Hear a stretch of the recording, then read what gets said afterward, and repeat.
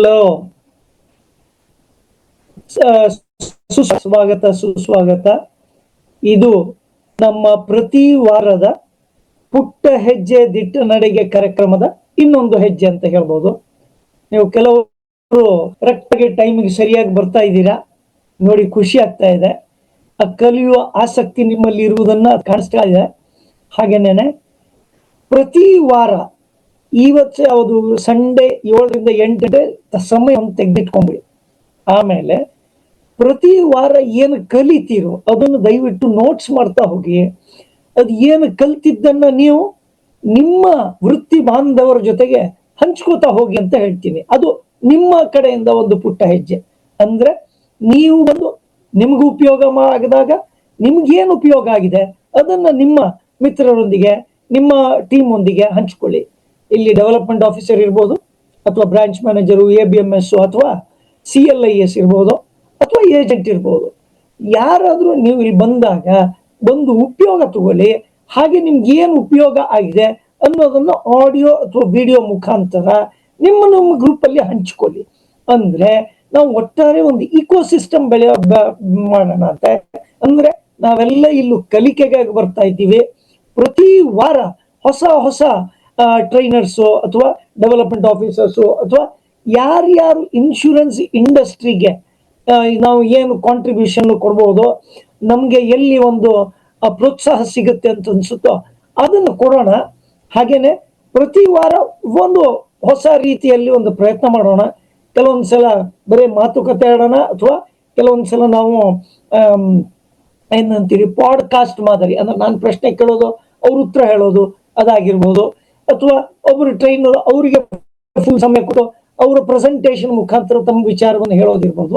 ಇದೆಲ್ಲವನ್ನ ಒಂದು ನಿರ್ದಿಷ್ಟ ದೃಷ್ಟಿಯಿಂದ, ಅಂದ್ರೆ ನಿಮ್ಮ ಇವತ್ತಿನ ದಿವಸದ ಏನ್ ಸೇಲ್ಸ್ ಇದೆಯೋ ಅದ್ರಲ್ಲಿ ಅಟ್ಲೀಸ್ಟ್ ಒಂದು 20% ನಂಬರ್ ಜಾಸ್ತಿ ಆಗ್ಬೇಕು, ಬಿಸ್ನೆಸ್ ಜಾಸ್ತಿ ಆಗ್ಬೇಕು ಇಂದಿನ 3 ರಿಂದ 6 ತಿಂಗಳಲ್ಲಿ. ಇದು ನಮ್ಮ ಉದ್ದೇಶ. ಹಾಗೇನೇನೆ ಬಂದವ್ರಿಗೆಲ್ಲ ಕೆಲವ್ರಿಗೂ ನಮ್ಮ ಪರಿಚಯ ಇದೆ, ಬಂದವ್ರದ್ದು ಎಲ್ಲರದು ಪರಿಚಯ ಇರ್ಲಿಕ್ಕೆ ಸಾಧ್ಯ ಇಲ್ಲ. ಅದಕ್ಕೋಸ್ಕರ ನೀವು ನಮ್ಮ ಕಾರ್ಯಕ್ರಮ ಆದ್ಮೇಲೆ, ಅಂದ್ರೆ ಇದು 7 ರಿಂದ 8 ಗಂಟೆ ತನಕ ಇರುತ್ತೆ. 8 ಗಂಟೆ ನಂತರ ನಾನು ಇದನ್ನು ಓಪನ್ ಮಾಡ್ತೀನಿ.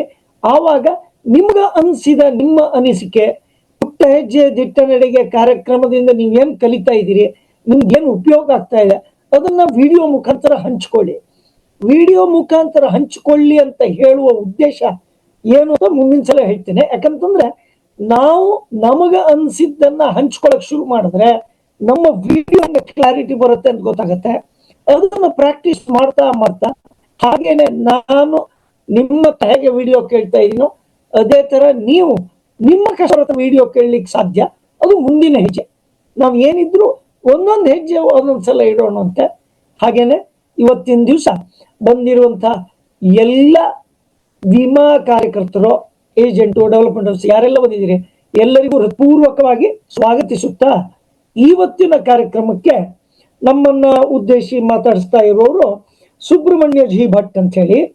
ಇವರು ಸುಮಾರು 2001 ಅಂದ್ರೆ 22 ವರ್ಷದಿಂದ ಭಾರತೀಯ ಜೀವ ವಿಮಾ ನಿಗಮದಲ್ಲಿ ಡೆವಲಪ್ಮೆಂಟ್ ಆಫೀಸರ್ ಆಗಿ ಕೆಲಸ ಮಾಡ್ತಿದ್ದು, ಈಗ SBI ಕೆಲಸ ಮಾಡ್ತಾ ಇದ್ದಾರೆ.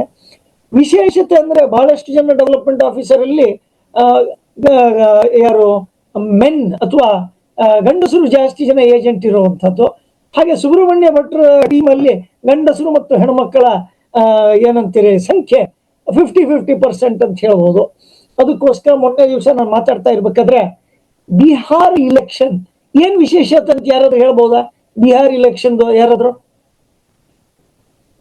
ಏನಾದ್ರು ಹೇಳ್ಬೋದಾ? ಬಿಹಾರ್ ಈ ಇಲೆಕ್ಷನ್ ವಿಶೇಷತೆ ಯಾಕಂದ್ರೆ ಅದು ಆದ್ಮೇಲೆ ಇವತ್ತಿನ ವಿಷಯಕ್ಕೆ ಒಂದು ಐಡಿಯಾ ಬಂದಿದ್ದು. ಓಕೆ, ಸರಿ, ಗೊತ್ತಿದ್ರೆ ಸರಿ, ಗೊತ್ತಿಲ್ಲ ಆದ್ರೆ ಸರಿ. ನಾನು ಪಾಲಿಟಿಕ್ಸ್ ಮಾತಾಡ್ಲಿಕ್ಕೆ ಬಂದಿಲ್ಲ. ಆದ್ರೆ ಬಿಹಾರ್ ಇಲೆಕ್ಷನ್ ಈ ಸಲ, thank you so much. Bihar election ಅಲ್ಲಿ ಹೆಚ್ಚಿನ ಪ್ರತಿಶತ ಹೆಣ್ಣು ಮಕ್ಕಳು ಇವತ್ತಿನ ದಿವಸ ಇಲೆಕ್ಷನ್ ಅಲ್ಲಿ ವೋಟ್ ಹಾಕಿದ್ದಾರೆ. ಆಮೇಲೆ ಪ್ರತಿಯೊಂದು ಪಾರ್ಟಿಯವರು ಸಹಿತ ಈ ಹೆಣ್ಣು ಮಕ್ಕಳನ್ನ ಓಲೈಸೋದಕ್ಕೋಸ್ಕರ ಬಹಳಷ್ಟು ಪ್ರಯತ್ನ ಪಟ್ಟಿದ್ದಾರೆ. ಹಾಗಂತಾದ್ರೆ ಬರೀ ಇಲೆಕ್ಷನ್ಗೆ ಮಾತ್ರ ಅವ್ರದ್ದು ವೋಟ್ ಮುಖ್ಯನಾ, ಅಥವಾ ಅವರಲ್ಲಿ ಇನ್ನೇನೇನು ಸಾಮರ್ಥ್ಯ ಇದೆ, ಅದು ಇನ್ಶೂರೆನ್ಸ್ ಇಂಡಸ್ಟ್ರಿಯಿಂದ ಏನೇನೋ ಅವಕಾಶಗಳಿದಾವೆ ಅದನ್ನೆಲ್ಲ ನಾನು ಭಟ್ ಸರ್ ಜೊತೆಗೆ ಮಾತಾಡ್ತಾ ಇದ್ದೆ.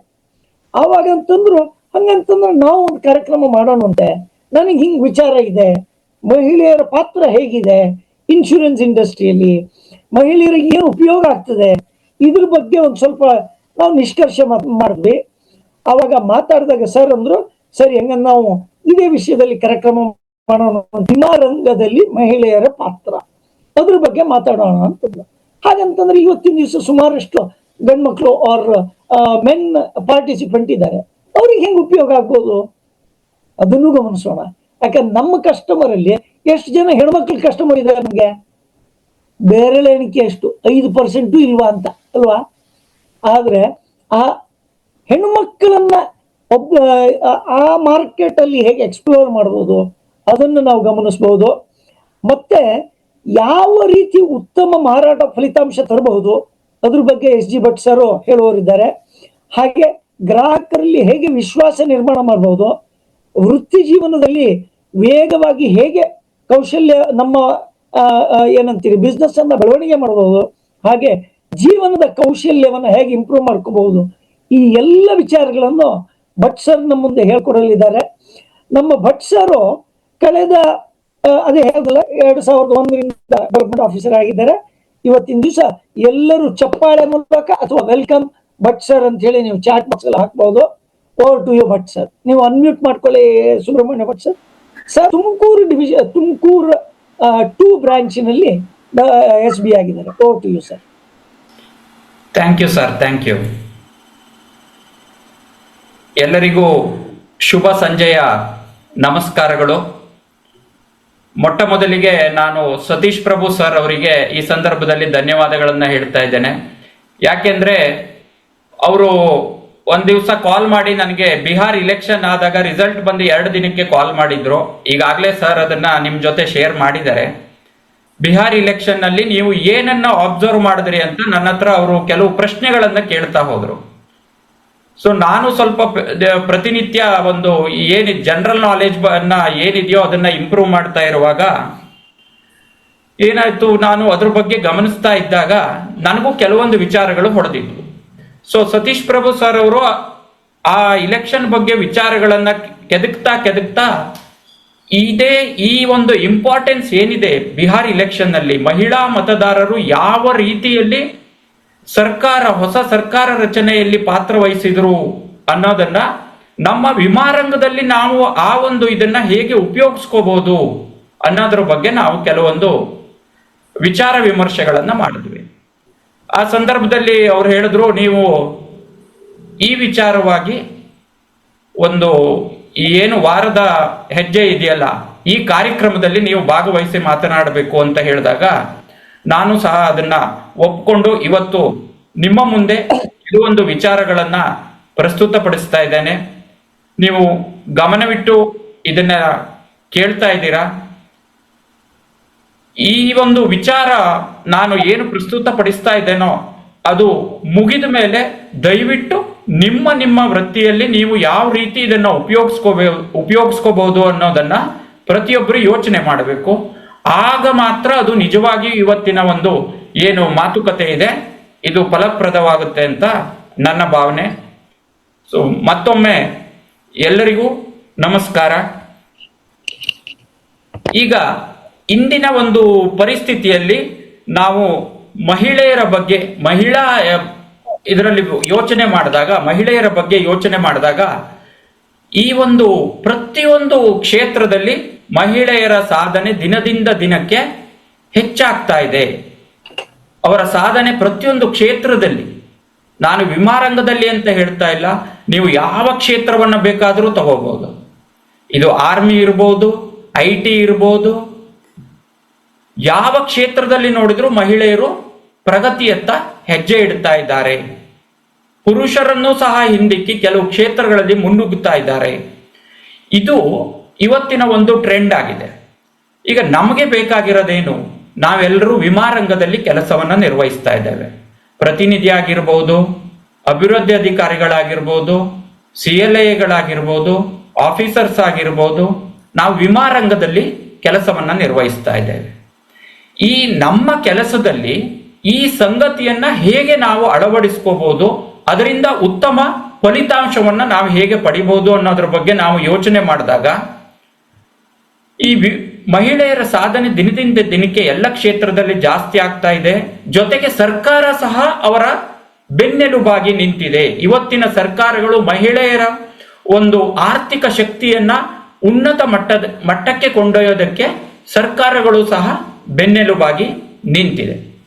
ಈ ಪರಿವರ್ತನೆಯನ್ನ ನಾವು ಉಪಯೋಗಿಸ್ಕೊಂಡ್ರೆ ವಿಮಾ ರಂಗದಲ್ಲಿಯೂ ನಾವು ಹೆಚ್ಚಿನ ಸಾಧನೆಯನ್ನ ಮಾಡಬಹುದು ಅನ್ನೋದನ್ನ ನಾವು ಇವತ್ತು ಯಾವ ರೀತಿ ಅಂತ ಅದನ್ನ ತಿಳಿದುಕೊಳ್ಳುವಂತಹ ಪ್ರಯತ್ನ ಮಾಡೋಣ.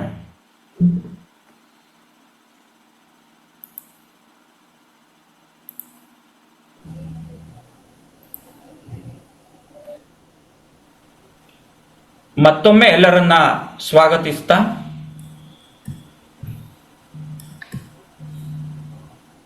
ಸ್ಲೈಡ್ ಕಾಣಿಸ್ತಾ ಇದೆ sir. Okay sir.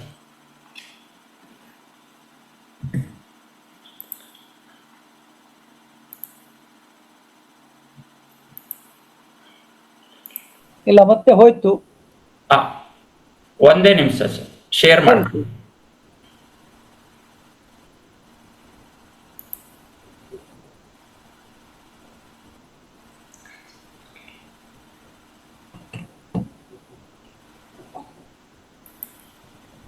Alt F4 ಹೊಡೆದ್ರೆ ಆಗ್ತದೆ ನೋಡಿ. ಓಕೆ ಓಕೆ, ಆಯ್ತು ಸರ್, ಕ್ಲಿಯರ್. ಇವತ್ತಿನ ಒಂದು ವಿಷಯ ಏನು ಅಂದ್ರೆ role of women in the insurance sector. ನಾವು ಕೆಲಸ ಮಾಡ್ತಾ ಇರುವಂತಹ ಇನ್ಶೂರೆನ್ಸ್ ಸೆಕ್ಟರ್ ಅಲ್ಲಿ ಮಹಿಳೆಯರ ಪಾತ್ರ ಏನು? ನಾವು ಕೆಲವೊಂದು ವಿಚಾರಗಳನ್ನ ಯೋಚನೆ ಮಾಡಿದಾಗ, ನಾನು ಸ್ಟಡಿ ಮಾಡ್ತಾ ಇದ್ದಾಗ ಕೆಲವೊಂದು ದಾಖಲೆಗಳನ್ನ ನೋಡಿದೆ.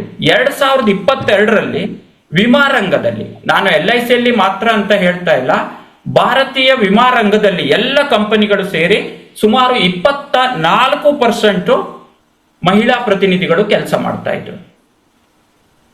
ಈಗ 3 ವರ್ಷದ ನಂತರ ನಾನು ಆ ಒಂದು ಸ್ಟ್ಯಾಟಿಸ್ಟಿಕ್ಸ್ ಅನ್ನ ಪರಿಶೀಲಿಸಿದಾಗ ಸುಮಾರು 29% ಈಗ ಮಹಿಳಾ ಪ್ರತಿನಿಧಿಗಳು ವಿಮಾ ರಂಗದಲ್ಲಿ ಕೆಲಸ ಮಾಡ್ತಾ ಇದ್ದಾರೆ.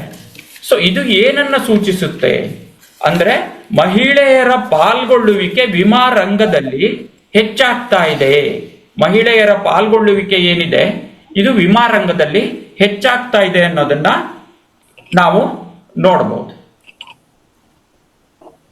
ಈಗ ವಿಮಾ ರಂಗದಲ್ಲಿ ಮಹಿಳೆಯರ ಪಾತ್ರವನ್ನ ನೋಡೋದಕ್ಕಿಂತ ಸ್ವಲ್ಪ ಮುಂಚೆ ನಾವೇನ್ ಮಾಡೋಣ ಅಂತಂದ್ರೆ role of women in Indian society ಅಂದ್ರೆ ನಮ್ಮ ಭಾರತದ ಸಮಾಜದಲ್ಲಿ ಮಹಿಳೆಯರ ಪಾತ್ರ ಯಾವ ರೀತಿ ನಿರ್ವಹಿಸ್ತಾ ಬಂದಿದ್ದಾರೆ, ಯಾವ ಪಾತ್ರವನ್ನ ಮಹಿಳೆಯರು ನಿರ್ವಹಿಸ್ತಾ ಬಂದಿದ್ದಾರೆ ಅನ್ನೋದನ್ನ ನೋಡೋದಾದ್ರೆ, ಮೊದಲಿನಿಂದಲೂ ನಾವು ಈಗಲ್ಲ, ಬಹಳ ಹಿಂದಿನಿಂದ ನಮ್ಮ ಹಿರಿಯರ ಕಾಲದಿಂದಲೂ ಸಹ ಮಹಿಳೆಯರು ಕುಟುಂಬದ ಬ್ಯಾಕ್ ಬೋನ್, ಬೆನ್ನೆಲುಬಾಗಿ ನಿಂತಿದ್ದಾರೆ. ಅಂದ್ರೆ ಒಂದು ಕುಟುಂಬದಲ್ಲಿ ನಡೀತಕ್ಕಂತಹ ಎಲ್ಲ ಕೆಲಸ ಕಾರ್ಯಗಳಲ್ಲಿ ಮಹಿಳೆಯರು ಭಾಗವಹಿಸ್ತಾರೆ. ಜೊತೆಗೆ ಅವರ ಸಲಹೆಯನ್ನ ನೀಡ್ತಾ ಇದ್ರು. ಮಹಿಳೆಯರಿಗೆ ವಿಶೇಷವಾದ ಗೌರವ ಇತ್ತು. ನಮ್ಮ ಸಮಾಜದಲ್ಲಿ ಹಿಂದಿನಿಂದಲೂ ಮಹಿಳೆಯರಿಗೆ ವಿಶೇಷವಾದ ಗೌರವ ಇದೆ. ಅದಕ್ಕೇನೆ ನಮ್ಮ ಹಿರಿಯರು ಹೇಳಿದ್ದು, ಯತ್ರ ನಾರ್ಯಸ್ತು ಪೂಜ್ಯಂತೆ ರಮಂತೆ ತತ್ರ ದೇವತ. ಅಂದ್ರೆ ಎಲ್ಲಿ ಮಹಿಳೆಯರನ್ನ ಪೂಜಿಸಲಾಗುತ್ತದೆಯೋ ಅಲ್ಲಿ ದೇವರು ಇರುತ್ತಾರೆ ಅನ್ನುವಂತ ಮಾತನ್ನ ನಮ್ಮ ಹಿರಿಯರೇ ಹೇಳಿದ್ರು. ಅಂದ್ರೆ ಇದು ಮಹಿಳೆಯರ ಬಗೆಗೆ ನಮ್ಮ ಸಮಾಜದಲ್ಲಿ ಇರುವಂತಹ ಗೌರವ ಭಾವನೆಯನ್ನ ಸೂಚಿಸುತ್ತೆ. ಇತ್ತೀಚಿನ ದಿನಗಳಲ್ಲಿ ಈ ಒಂದು ಕುಟುಂಬ ವ್ಯವಸ್ಥೆ ಬದಲಾವಣೆ ಹೊಂದ್ತಾ ಇರುವಂತಹ ಸಂದರ್ಭದಲ್ಲಿ ಮಹಿಳೆಯರು ಕೆಲಸಕ್ಕೆ ಹೋಗುವುದು, ಅಂದ್ರೆ ಹೊರಗಡೆ ಕೆಲಸಕ್ಕೆ ಹೋಗುವುದು ಜಾಸ್ತಿ ಆಗ್ತಾ ಇದೆ. ವರ್ಕ್ ಫೋರ್ಸ್ ಅಲ್ಲಿ ಅವರು ಪಾರ್ಟಿಸಿಪೇಷನ್, ಇದು ಗ್ರೋಯಿಂಗ್ ವರ್ಕ್ ಫೋರ್ಸ್. ಮಹಿಳೆಯರು ಸಹ ಈಗ ಹೊರಗೆ ದುಡಿಯುವಂತಹ ಪ್ರಕ್ರಿಯೆ ಹೆಚ್ಚಾಗ್ತಾ ಇದೆ. ವರ್ಷದಿಂದ ವರ್ಷಕ್ಕೆ, ಪ್ರತಿ ತಿಂಗಳಿಂದ ತಿಂಗಳಿಗೆ ನಾವು ಈ ಸ್ಟ್ಯಾಟಿಸ್ಟಿಕ್ಸ್ ಅನ್ನ ನೋಡಿದ್ರೆ ಇದು ಜಾಸ್ತಿ ಆಗ್ತಾ ಇದೆ. ಇದನ್ನ ನಾವು ಮನಗಾಣಬಹುದು. ಇನ್ನೊಂದು ಇಂಟ್ರೆಸ್ಟಿಂಗ್ ವಿಚಾರ ಏನಂತಂದ್ರೆ, ಇನ್ಫ್ಲೂಯೆನ್ಷಿಯಲ್ ಅಂಡ್ ಡಿಸಿಷನ್ ಮೇಕರ್ಸ್. ಇವತ್ತು ಮಹಿಳೆಯರು ಇನ್ಫ್ಲೂಯೆನ್ಷಿಯಲ್ ಪೊಸಿಷನ್ ನಲ್ಲಿ ಕೆಲಸ ಮಾಡ್ತಾ ಇದ್ದಾರೆ, ಸ್ಥಾನಮಾನಗಳನ್ನ ಪಡಿತಾ ಇದ್ದಾರೆ. ನೀವು ನಮ್ಮ ದೇಶದ ವಿಚಾರವನ್ನೇ ತೆಗೆದುಕೊಳ್ಳೋದಾದ್ರೆ, ಅನೇಕ ಆಯಕಟ್ಟಿನ ಸ್ಥಳಗಳಲ್ಲಿ ಇವತ್ತು ಮಹಿಳೆಯರು ಕಾರ್ಯನಿರ್ವಹಿಸ್ತಾ ಇದ್ದಾರೆ. ಅದು ನಮ್ಮ ಸೇನೆ ಇರ್ಬೋದು. ನಮ್ಮ ದೇಶದ ಫೈನಾನ್ಸ್ ಮಿನಿಸ್ಟರ್ ಇವತ್ತು ಮಹಿಳೆ, ಶ್ರೀಮತಿ ನಿರ್ಮಲಾ ಸೀತಾರಾಮನ್ ಅವರು ದಾಖಲೆಯ ಒಂದು ಕಾಲಕ್ಕೆ ಫೈನಾನ್ಸ್ ಮಿನಿಸ್ಟರ್ ಆಗಿ ಮುಂದುವರಿತಾ ಇದ್ದಾರೆ. ಸೊ ಇದೆಲ್ಲ ಏನು ಸೂಚಿಸುತ್ತೆ ಅಂದ್ರೆ, ಬದಲಾವಣೆಯ ಗಾಳಿ ಯಾವ ರೀತಿ ಬೀಸ್ತಾ ಇದೆ, ನಾವು ಅದನ್ನ ಗಮನಿಸ್ತಾ ಇದ್ರೆ ಮಾತ್ರ ನಮಗೆ ಅಲ್ಲಿ ಏನಿದೆ, ನಮ್ಮ ವಿಮಾ ರಂಗಕ್ಕೆ ಇದನ್ನ ನಾನು ಈ ಬದಲಾವಣೆ ಗಾಳಿಯನ್ನ ನನಗೆ ನಾನು ಯಾವ ರೀತಿ ಎನ್ಕ್ಯಾಶ್ ಮಾಡ್ಕೋಬಹುದು ಅನ್ನೋದನ್ನ ನಾನು ಯೋಚನೆ ಮಾಡಬಹುದು. ಈ ನಿಟ್ಟಿನಲ್ಲಿ ಪ್ರತಿಯೊಬ್ಬರು ಯೋಚಿಸಬೇಕಾದದ್ದಿದೆ. ಸೊ ಇವತ್ತಿನ ಸಮಾಜದಲ್ಲಿ ಮಹಿಳೆಯರು ಇನ್ಫ್ಲೂಯೆನ್ಷಿಯಲ್ ಆಗಿ ಮತ್ತು ಡಿಸಿಷನ್ ಮೇಕರ್ಸ್ ಆಗಿ ಹೊರಹೊಮ್ಮತಾ ಇದ್ದಾರೆ. ಅದೇ ರೀತಿ ಸಮಾಜ ಒಂದೇ ಅಲ್ಲ, ಅವರ ಕುಟುಂಬದಲ್ಲಿಯೂ ಸಹ ಅವರು ಡಿಸಿಷನ್ ಮೇಕರ್ಸ್ ಆಗಿ ಹೊರಹೊಮ್ಮತಾ ಇದ್ದಾರೆ. ಇದನ್ನ ನಾವು ನಮ್ಮ ಒಂದು ಕೆಲಸಕ್ಕೆ ಯಾವ ರೀತಿ ಅನುಕೂಲ ಆಗುತ್ತೆ ಈ ಬದಲಾವಣೆ ಅನ್ನೋದನ್ನ ಯೋಚನೆ ಮಾಡಬೇಕು. ಸೊ ಇದು ನಮ್ಮ ಸಮಾಜದಲ್ಲಿ ಈ ಒಂದು ಇದು ಬದಲಾವಣೆ ನಡೀತಾ ಇದ್ರೆ, ಅದರ ಜೊತೆಗೆ ವಿಮೆನ್ ಎಂಪವರ್ಮೆಂಟ್. ಈಗ ವಿಮೆನ್ ಎಂಪವರ್ಮೆಂಟ್ ಅನ್ನೋದು ಅಂದ್ರೆ ಮಹಿಳಾ ಸಬಲೀಕರಣ ಅನ್ನೋದಕ್ಕೆ ಸರ್ಕಾರ ಬಹಳ ಒತ್ತು ಕೊಡ್ತಾ ಇದೆ.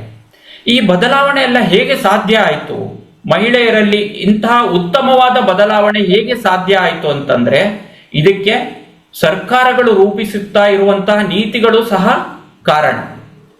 ಈ ವಿಮೆನ್ ಎಂಪವರ್ಮೆಂಟ್, ಮಹಿಳಾ ಸಬಲೀಕರಣ ಅನ್ನುವಂತಹ ಒಂದು ನೀತಿಯಲ್ಲಿ ಇವತ್ತು ಪ್ರತಿಯೊಬ್ಬರಿಗೂ ಉತ್ತಮವಾದ ಒಂದು ಶಿಕ್ಷಣ ಸಿಗ್ತಾ ಇದೆ, ಎಜುಕೇಶನ್. ಪ್ರತಿಯೊಬ್ಬ ಮಹಿಳೆ ಇವತ್ತು ಉತ್ತಮ ಶಿಕ್ಷಣವನ್ನ ಪಡಿತಾ ಇದ್ದಾಳೆ, ಅದನ್ನ ಉಪಯೋಗಿಸ್ಕೊಳ್ತಾ ಇದ್ದಾಳೆ. ಅದೇ ರೀತಿ ಮಹಿಳೆಯರಿಗೆ ಉದ್ಯೋಗ ಅವಕಾಶ ಹೆಚ್ಚಿದೆ, ಎಂಪ್ಲಾಯ್ಮೆಂಟ್. ಮಹಿಳೆಯರಿಗೆ ಉದ್ಯೋಗ ಅವಕಾಶ ಇವತ್ತು ಎಂದಿಗಿಂತ ಹೆಚ್ಚಿನ ಉದ್ಯೋಗ ಮಹಿಳೆಯರಿಗೆ ಸಿಗ್ತಾ ಇದೆ. ಸೊ ಉತ್ತಮವಾದ ಒಂದು ವಿದ್ಯಾಭ್ಯಾಸ, ಅದರ ಜೊತೆಗೆ ಉತ್ತಮವಾದ ಉದ್ಯೋಗ ಸಿಕ್ಕಿದಾಗ ಏನಾಗುತ್ತೆ, ಸಮಾಜದಲ್ಲಿ ಬದಲಾವಣೆ ಯಾವ ರೀತಿ ಆಗುತ್ತೆ ಅಂದ್ರೆ, ಅದು ಫೈನಾನ್ಷಿಯಲ್ ಇಂಡಿಪೆಂಡೆನ್ಸಿಗೆ ದಾರಿಯಾಗುತ್ತೆ. ಅಂದ್ರೆ ಆರ್ಥಿಕ ಸ್ವಾವಲಂಬನೆ. ಸೊ ಮಹಿಳೆಯರು ಆರ್ಥಿಕವಾಗಿ ಸ್ವಾವಲಂಬಿಗಳಾಗಿ ವೇಗವಾಗಿ ಬೆಳೀತಾ ಇದ್ದಾರೆ.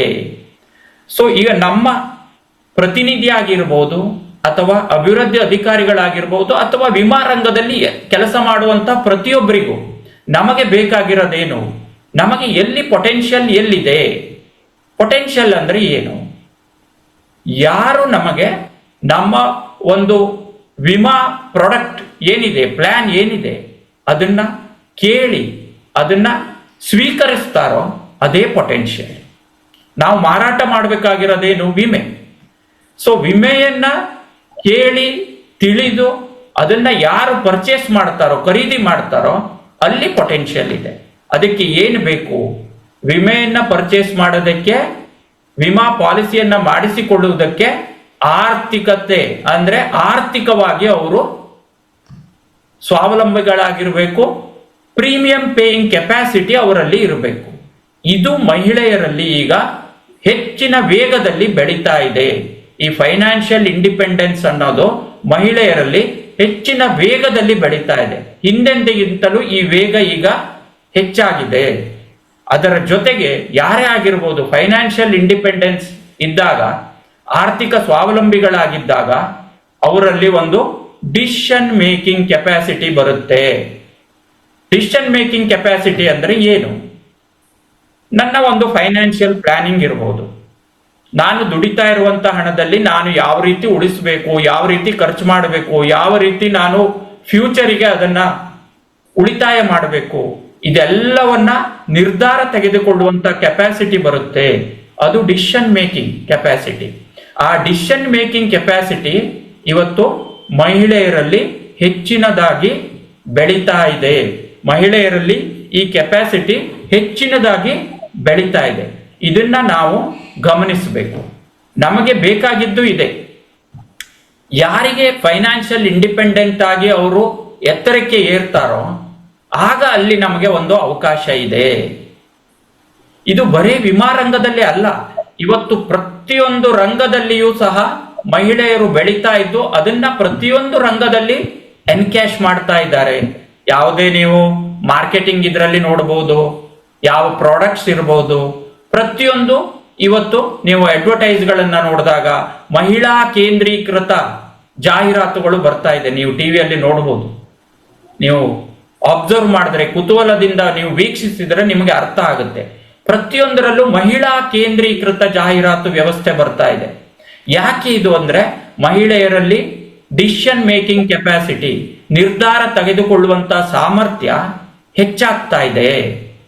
ಸೊ ಈ ಸಾಮರ್ಥ್ಯವನ್ನ ನಾವು ನಮ್ಮ ಅನುಕೂಲಕ್ಕೆ ಬಳಸ್ಕೊಳ್ಬೇಕು ಅಂತಂದ್ರೆ ನಾವು ಸಹ ಅದೇ ರೀತಿಯಲ್ಲಿ ರೆಡಿ ಆಗಬೇಕು. ಅದಕ್ಕೇನೆ ಇವತ್ತು ಜಾಹೀರಾತುಗಳು, ಮಹಿಳಾ ಕೇಂದ್ರೀಕೃತ ಜಾಹೀರಾತುಗಳು ಬರ್ತಾ ಇದೆ. ಅದನ್ನ ವಿಮಾ ರಂಗದಲ್ಲಿಯೂ ಸಹ ನಾವು ಬಳಸ್ಕೊಳ್ಳೋದಾದ್ರೆ ನಮ್ಮ ಪ್ರಾಸ್ಪೆಕ್ಟಿಂಗ್ ಮೆಥಡ್ ಚೇಂಜ್ ಆಗ್ತಾ ಹೋಗ್ಬೇಕಾಗುತ್ತೆ.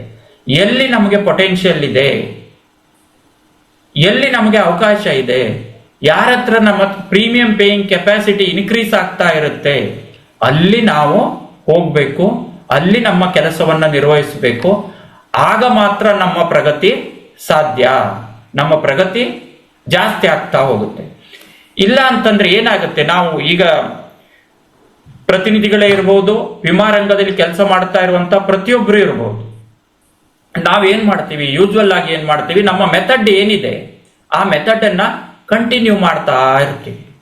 ಸ್ವಲ್ಪ ಕಾಲದ ನಂತರ ಅದು ಹಳತಾಗುತ್ತೆ, ನಮ್ಮ ಗಮನಕ್ಕೆ ಬರಬಹುದು, ಬರ್ದೇನು ಇರಬಹುದು.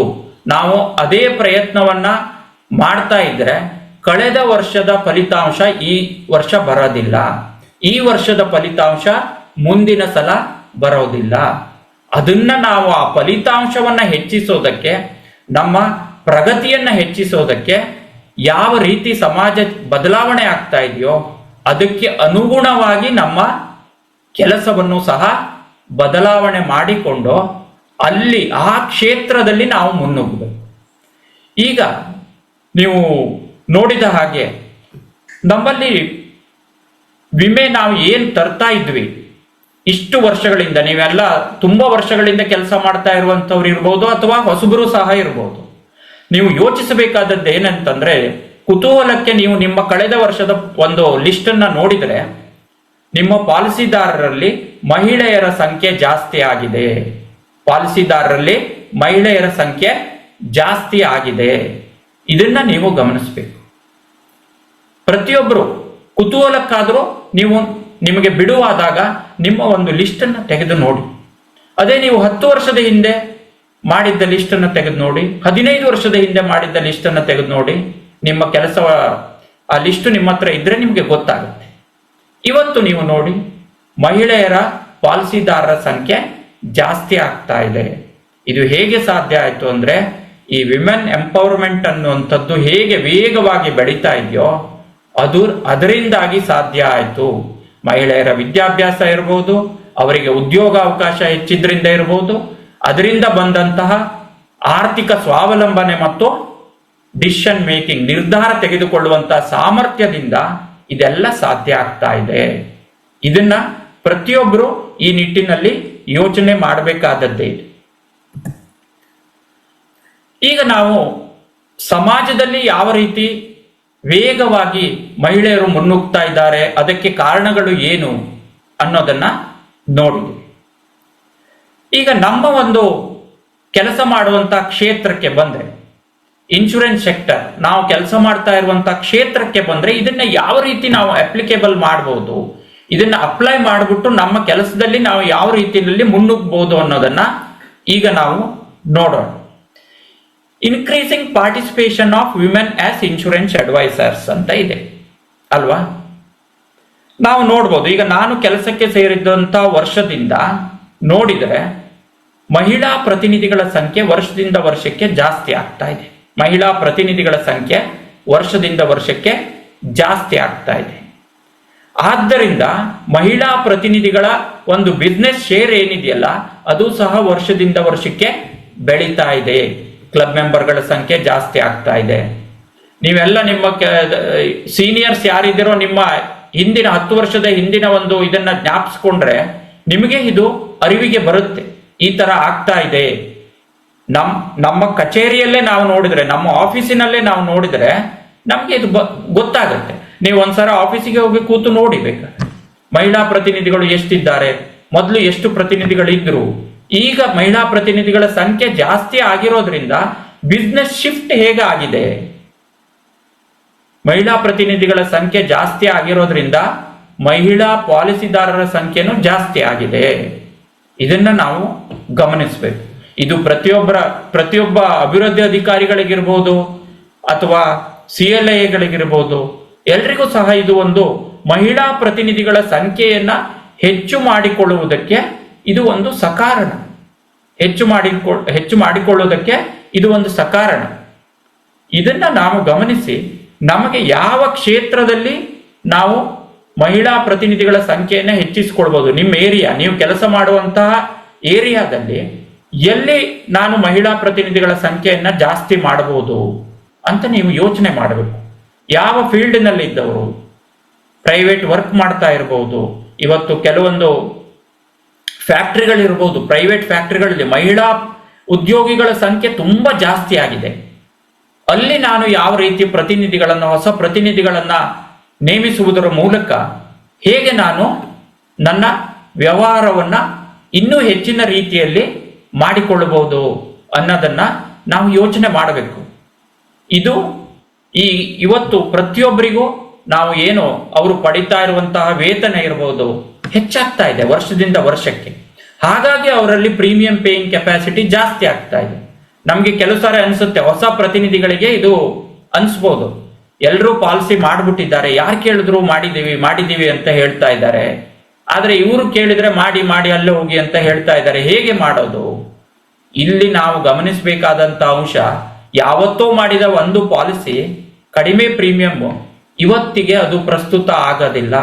ಆ ಒಂದು ವಿಮಾ ರಕ್ಷೆ ಅವರಿಗೆ ಸಾಲೋದಿಲ್ಲ. ಅದನ್ನ ಇನ್ಕ್ರೀಸ್ ಮಾಡೋದಕ್ಕೆ ನಾವು ಅವರಿಗೆ ತಿಳಿ ಹೇಳಬೇಕು. ಇಲ್ಲಿ ನಮಗೆ ಅಗಾಧವಾದ ಒಂದು ಪೊಟೆನ್ಷಿಯಲ್ ಕಾಣ್ತಾ ಇದೆ.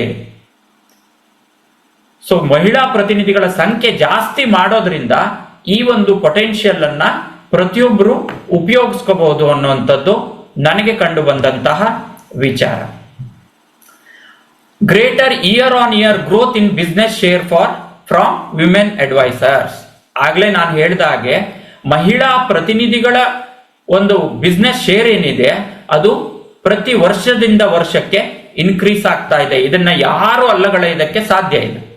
ನೀವು ನಿಮ್ಮ ಶಾಖೆಯಲ್ಲಿ ನೋಡಿ, ಅಥವಾ ವಿಭಾಗ ಮಟ್ಟದಲ್ಲಿ ನೋಡಿ, ವಲಯ ಮಟ್ಟದಲ್ಲಿ ನೋಡಿ, ಅಥವಾ ನಮ್ಮ ಸೆಂಟ್ರಲ್ ಆಫೀಸ್ ದೇಶ ಮಟ್ಟದಲ್ಲಿ ನಾವು ಈ ಸ್ಟ್ಯಾಟಿಸ್ಟಿಕ್ಸ್ ಅನ್ನ ನೋಡಿದ್ರು ಈ ಒಂದು ಪಾಯಿಂಟ್ ಅನ್ನ ಯಾರು ಅಲ್ಲಗಳೆಯೋದಕ್ಕೆ ಸಾಧ್ಯ ಇಲ್ಲ. ಮಹಿಳಾ ಪ್ರತಿನಿಧಿಗಳ ಒಂದು ಬಿಸ್ನೆಸ್ ಶೇರು ಇನ್ಕ್ರೀಸ್ ಆಗ್ತಾ ಇದೆ. So higher focus on recruiting women advisors. ಯಾರು ಪ್ರತಿನಿಧಿಗಳನ್ನ ನಾವು ರಿಕ್ರೂಟ್ ಮಾಡ್ತಾ ಇದ್ದೀರೋ ನೀವೆಲ್ಲರೂ ಈ ಒಂದು ವಿಮೆನ್ ಅಡ್ವೈಸರ್ಸ್ ಏನಿದ್ದಾರೆ ಅವರ ಒಂದು ರಿಕ್ರೂಟ್ಮೆಂಟ್ಗೆ ಹೆಚ್ಚಿನ ಗಮನವನ್ನ ನೀಡಿದ್ರೆ ಈ ಬದಲಾವಣೆ ಏನ್ ನಡೀತಾ ಇದೆಯಲ್ಲ, ಆರ್ಥಿಕ ಕ್ಷೇತ್ರದಲ್ಲಿ ಏನು ಬದಲಾವಣೆ ನಡೀತಾ ಇದೆ ಇದನ್ನ ನಾವು ಎನ್ಕ್ಯಾಶ್ ಮಾಡ್ಕೋಬಹುದು ಅನ್ನೋದಂತೂ ಸತ್ಯ. ಪ್ರತಿಯೊಬ್ಬರು ಇದರ ಬಗ್ಗೆ ಯೋಚಿಸಬೇಕು. ಅದೇ ರೀತಿ ಪ್ರತಿನಿಧಿಗಳು ಸಹ ನಾವು ಆಲ್ರೆಡಿ ಪಾಲಿಸಿ ಇದೆ ಆ ತರದಲ್ಲಿ ಯೋಚನೆ ಮಾಡದೆ ಪ್ರತಿಯೊಬ್ಬರ ಆದಾಯ ಗಣನೀಯ ಪ್ರಮಾಣದಲ್ಲಿ ಇವತ್ತು ಹೆಚ್ಚುತ್ತಾ ಇರುವಂತಹ ಸಂದರ್ಭದಲ್ಲಿ ಹೆಚ್ಚಿನ ಮಹಿಳೆಯರು ಇವತ್ತು ಕೆಲಸದಲ್ಲಿ ತೊಡಗಿಕೊಳ್ಳುತ್ತಾ ಇರುವಂತದ್ದು, ಅವರ ಆದಾಯವನ್ನ ಹೆಚ್ಚು ಮಾಡಿಕೊಳ್ತಾ ಇರುವಂತಹ ಸಂದರ್ಭದಲ್ಲಿ ನಾವು ಇದನ್ನ ನಮ್ಮ ಒಂದು ಬಿಸ್ನೆಸ್, ಹೊಸ ವ್ಯವಹಾರ ಏನಿದೆ ವಿಮಾ ವ್ಯವಹಾರ, ಅದಕ್ಕೆ ಯಾವ ರೀತಿ ಉಪಯೋಗಿಸ್ಕೋಬಹುದು ಅನ್ನೋದಕ್ಕೆ ನಮ್ಮ ಪ್ರಾಸ್ಪೆಕ್ಟ್ ಲಿಸ್ಟ್ ಏನಿದೆ, ಪ್ರತಿಯೊಬ್ಬ ಪ್ರತಿನಿಧಿಗಳು ಇವತ್ತು ಪ್ರಾಸ್ಪೆಕ್ಟ್ ಲಿಸ್ಟ್ ಅನ್ನ ಮಾಡ್ತಾ ಇದ್ದಾರೆ. ಯಾರಾದ್ರೂ ಮಾಡ್ತಾ ಇಲ್ಲ ಅಂತಾದ್ರೆ ನೀವು ಮಾಡಲೇಬೇಕು. ವಿತೌಟ್ ಪ್ರಾಸ್ಪೆಕ್ಟ್ ಲಿಸ್ಟ್ ಯಾವ ಪ್ರತಿನಿಧಿಯು 5 ವರ್ಷದಕ್ಕಿಂತ ಹೆಚ್ಚಿನ ಕಾಲ ಯಶಸ್ವಿಯಾಗಿ ಮುನ್ನಡೆಯೋದಕ್ಕೆ ಸಾಧ್ಯ ಆಗದೇ ಇಲ್ಲ. ಆ ಪ್ರಾಸ್ಪೆಕ್ಟ್ ಲಿಸ್ಟ್ ಏನಿದೆ ಅದರಲ್ಲಿ ಆಗಾಗ ಬದಲಾವಣೆಗಳನ್ನ ಮಾಡ್ತಾ ಇರಬೇಕು. ಆಗಾಗ ನಾವು ಬದಲಾವಣೆಗಳನ್ನ ಮಾಡ್ತಾ ಇರಬೇಕು. ಹೇಗೆ ಬದಲಾವಣೆಗಳನ್ನ ಮಾಡಬೇಕು? ನಮ್ಮ ಸಮಾಜದಲ್ಲಿ ಆರ್ಥಿಕ ಕ್ಷೇತ್ರದಲ್ಲಿ ಯಾವ ಬದಲಾವಣೆ ಆಗ್ತಾ ಇದೆಯೋ ಅದಕ್ಕೆ ತಕ್ಕಂತೆ ನಮ್ಮ ಒಂದು ಪ್ರಾಸ್ಪೆಕ್ಟ್ ಲಿಸ್ಟ್ ಅನ್ನ ನಾವು ಬದಲಾವಣೆ ಮಾಡ್ತಾ ಹೋಗ್ಬೇಕು. ಇದರಲ್ಲಿ ನಮಗೆ ಮಹಿಳಾ ಪ್ರಾಸ್ಪೆಕ್ಟ್ಸು ಜಾಸ್ತಿ ಆಗ್ತಾ ಹೋಗ್ಬೇಕು. ಯಾಕೆ ಅಂದ್ರೆ ಇಲ್ಲಿ ಅವಕಾಶ ಇದೆ, ಪೊಟೆನ್ಷಿಯಲ್ ಇದೆ. ಸೊ ಮಹಿಳಾ ಪ್ರಾಸ್ಪೆಕ್ಟಿಂಗು ಜಾಸ್ತಿ ಆದಾಗ ನಮ್ಮ ಬಿಸ್ನೆಸ್ ಶೇರು ಜಾಸ್ತಿ ಆಗೋದಕ್ಕೆ ಸಾಧ್ಯ, ನಮ್ಮ ಹೊಸ ವ್ಯವಹಾರ ಜಾಸ್ತಿ ಆಗೋದಕ್ಕೆ ಸಾಧ್ಯ. ಯಾಕೆ ಮಹಿಳಾ ಇದರ ಪ್ರತಿನಿಧಿಗಳು ಹೆಚ್ಚಿನ ಶೇರನ್ನ ಪಡಿತಾ ಇದ್ದಾರೆ ಅನ್ನೋದಕ್ಕೆ ಇನ್ನೂ ಒಂದೆರಡು ಕಾರಣಗಳನ್ನ ನಾವು ಮುಂದೆ ಹೋಗ್ತಾ ನೋಡೋಣ. Advantages of women advisers. So women ಅಡ್ವೈಸರ್ಸ್ಗೆ ಯಾವ ರೀತಿ ಅಡ್ವಾಂಟೇಜ್ ಇದೆ ಓವರ್ ಮೆನ್ ಅಡ್ವೈಸರ್ಸ್? ಪುರುಷ ಪ್ರತಿನಿಧಿಗಳಿಗಿಂತ ಮಹಿಳಾ ಪ್ರತಿನಿಧಿಗಳಿಗೆ ಯಾವ ರೀತಿಯ ಒಂದು ಅಡ್ವಾಂಟೇಜ್ ಇದೆ, ಯಾವ ರೀತಿಯ ಲಾಭ ಅವರಲ್ಲಿ ಇದೆ, ಯಾವ ರೀತಿಯ ಲಾಭ ಇದೆ ಅಂತ ನೀವೆಲ್ಲರೂ ಯೋಚನೆ ಮಾಡಿದ್ರೆ ನಾವು ಕೆಲವೊಂದು ಪಾಯಿಂಟ್ಗಳನ್ನ ಇದರಲ್ಲಿ ಹೆಕ್ಕಿ ತೆಗಿಬಹುದು. ಮೊದಲನೇ ಒಂದು ಪಾಯಿಂಟ್ ಏನಂದ್ರೆ strong and expressive communication skills. Strong and expressive. ಮಹಿಳೆಯರು ಯಾವತ್ತು ಭಾವನಾತ್ಮಕವಾಗಿ ಪುರುಷರಿಗಿಂತ ಹೆಚ್ಚು ಭಾವನಾತ್ಮಕವಾಗಿ ಯೋಚನೆ ಮಾಡ್ತಾರೆ. ಮಹಿಳೆಯರು ಪುರುಷರಿಗಿಂತ ಹೆಚ್ಚು ಭಾವನಾತ್ಮಕವಾಗಿ ಯೋಚನೆ ಮಾಡ್ತಾರೆ. ನೀವು ವಿಮೆಯನ್ನ ಯಾರಾದ್ರೂ, ಈಗ ನಿಮ್ಗೆಲ್ರಿಗೂ ಅರಿವಿಗೆ ಬಂದಿರುತ್ತೆ, ವಿಮೆ ಅನ್ನೋದು ನಮಗೆ ಒಂದು ಪ್ರಾಡಕ್ಟ್ ಆದ್ರೂ ಸಹ ನಾವು ಅದನ್ನ ನೋಡೋದಕ್ಕೆ ಸಾಧ್ಯ ಇಲ್ಲ ಅಲ್ವಾ, ಕಣ್ಣಿಗೆ ಕಾಣಲ್ಲ. ಆದ್ರೆ ಅದನ್ನ ನಾವು ಎಕ್ಸ್ಪ್ಲೇನ್ ಮಾಡಬೇಕು. ಯಾವ ರೀತಿ ಎಕ್ಸ್ಪ್ಲೇನ್ ಮಾಡಬೇಕು? ಭಾವನಾತ್ಮಕವಾಗಿ ಅದನ್ನ ನಾವು ವಿವರಿಸಿದಾಗ ಮಾತ್ರ ಅದು ಎದುರಿಗೆ ಕುಳಿತವರಿಗೆ ಮನ ಮುಟ್ಟುವಂತೆ ಇರುತ್ತೆ. ಭಾವನಾತ್ಮಕವಾಗಿ ವಿವರಿಸಿದಾಗ ಈ ಒಂದು ಕಮ್ಯುನಿಕೇಶನ್ ಸ್ಕಿಲ್ ಇದೆಯಲ್ಲ, ಇದು ಮಹಿಳೆಯರಲ್ಲಿ ಜಾಸ್ತಿ ಇದೆ. ಹಾಗಾಗಿ ಮಹಿಳಾ ಅಡ್ವೈಸರ್ಸ್ ಇವತ್ತು ಹೆಚ್ಚಿನ ಯಶಸ್ಸನ್ನ ಗಳಿಸ್ತಾ ಇದ್ದಾರೆ. ಹೇಗೆ ಗಳಿಸ್ತಾ ಇದ್ದಾರೆ ಅಂದ್ರೆ, ಯಾರು ಹೋಗಿ ಕೆಲಸ ಮಾಡ್ತಾ ಇದ್ದಾರೋ ಅವರು ಗಳಿಸ್ತಾ ಇದ್ದಾರೆ.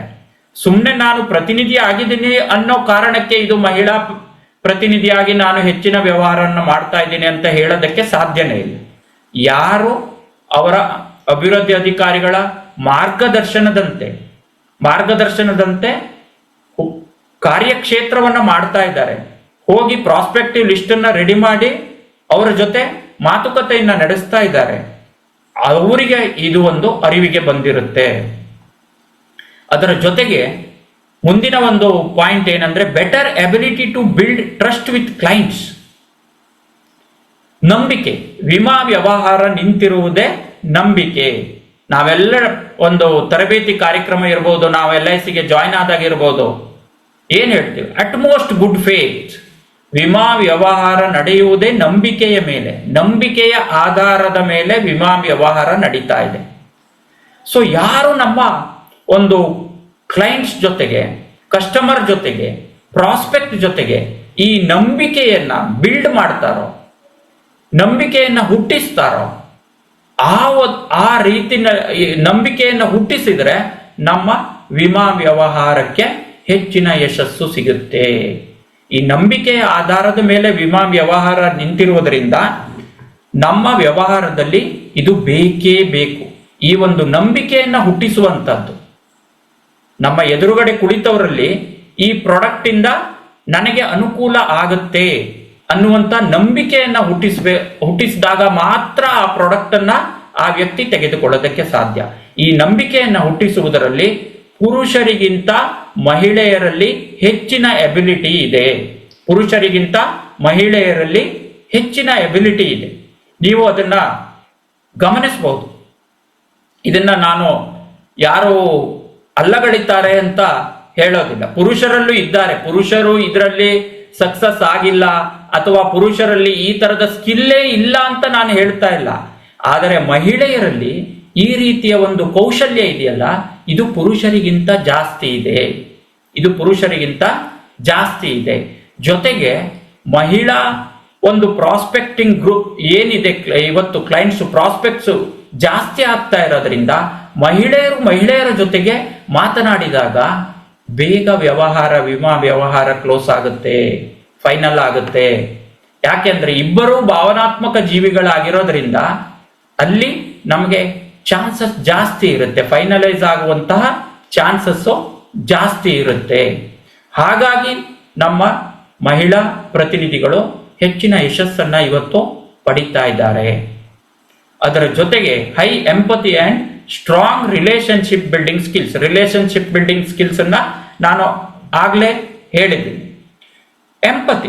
ನಾವು ಎಂಪತಿ ಅಂತಂದ್ರೆ ಏನ್ ಹೇಳ್ತೀವಿ ಅಂದ್ರೆ ಅವರ ವಿಚಾರಗಳನ್ನ ನಾವು ಅವರ ಜಾಗದಲ್ಲಿ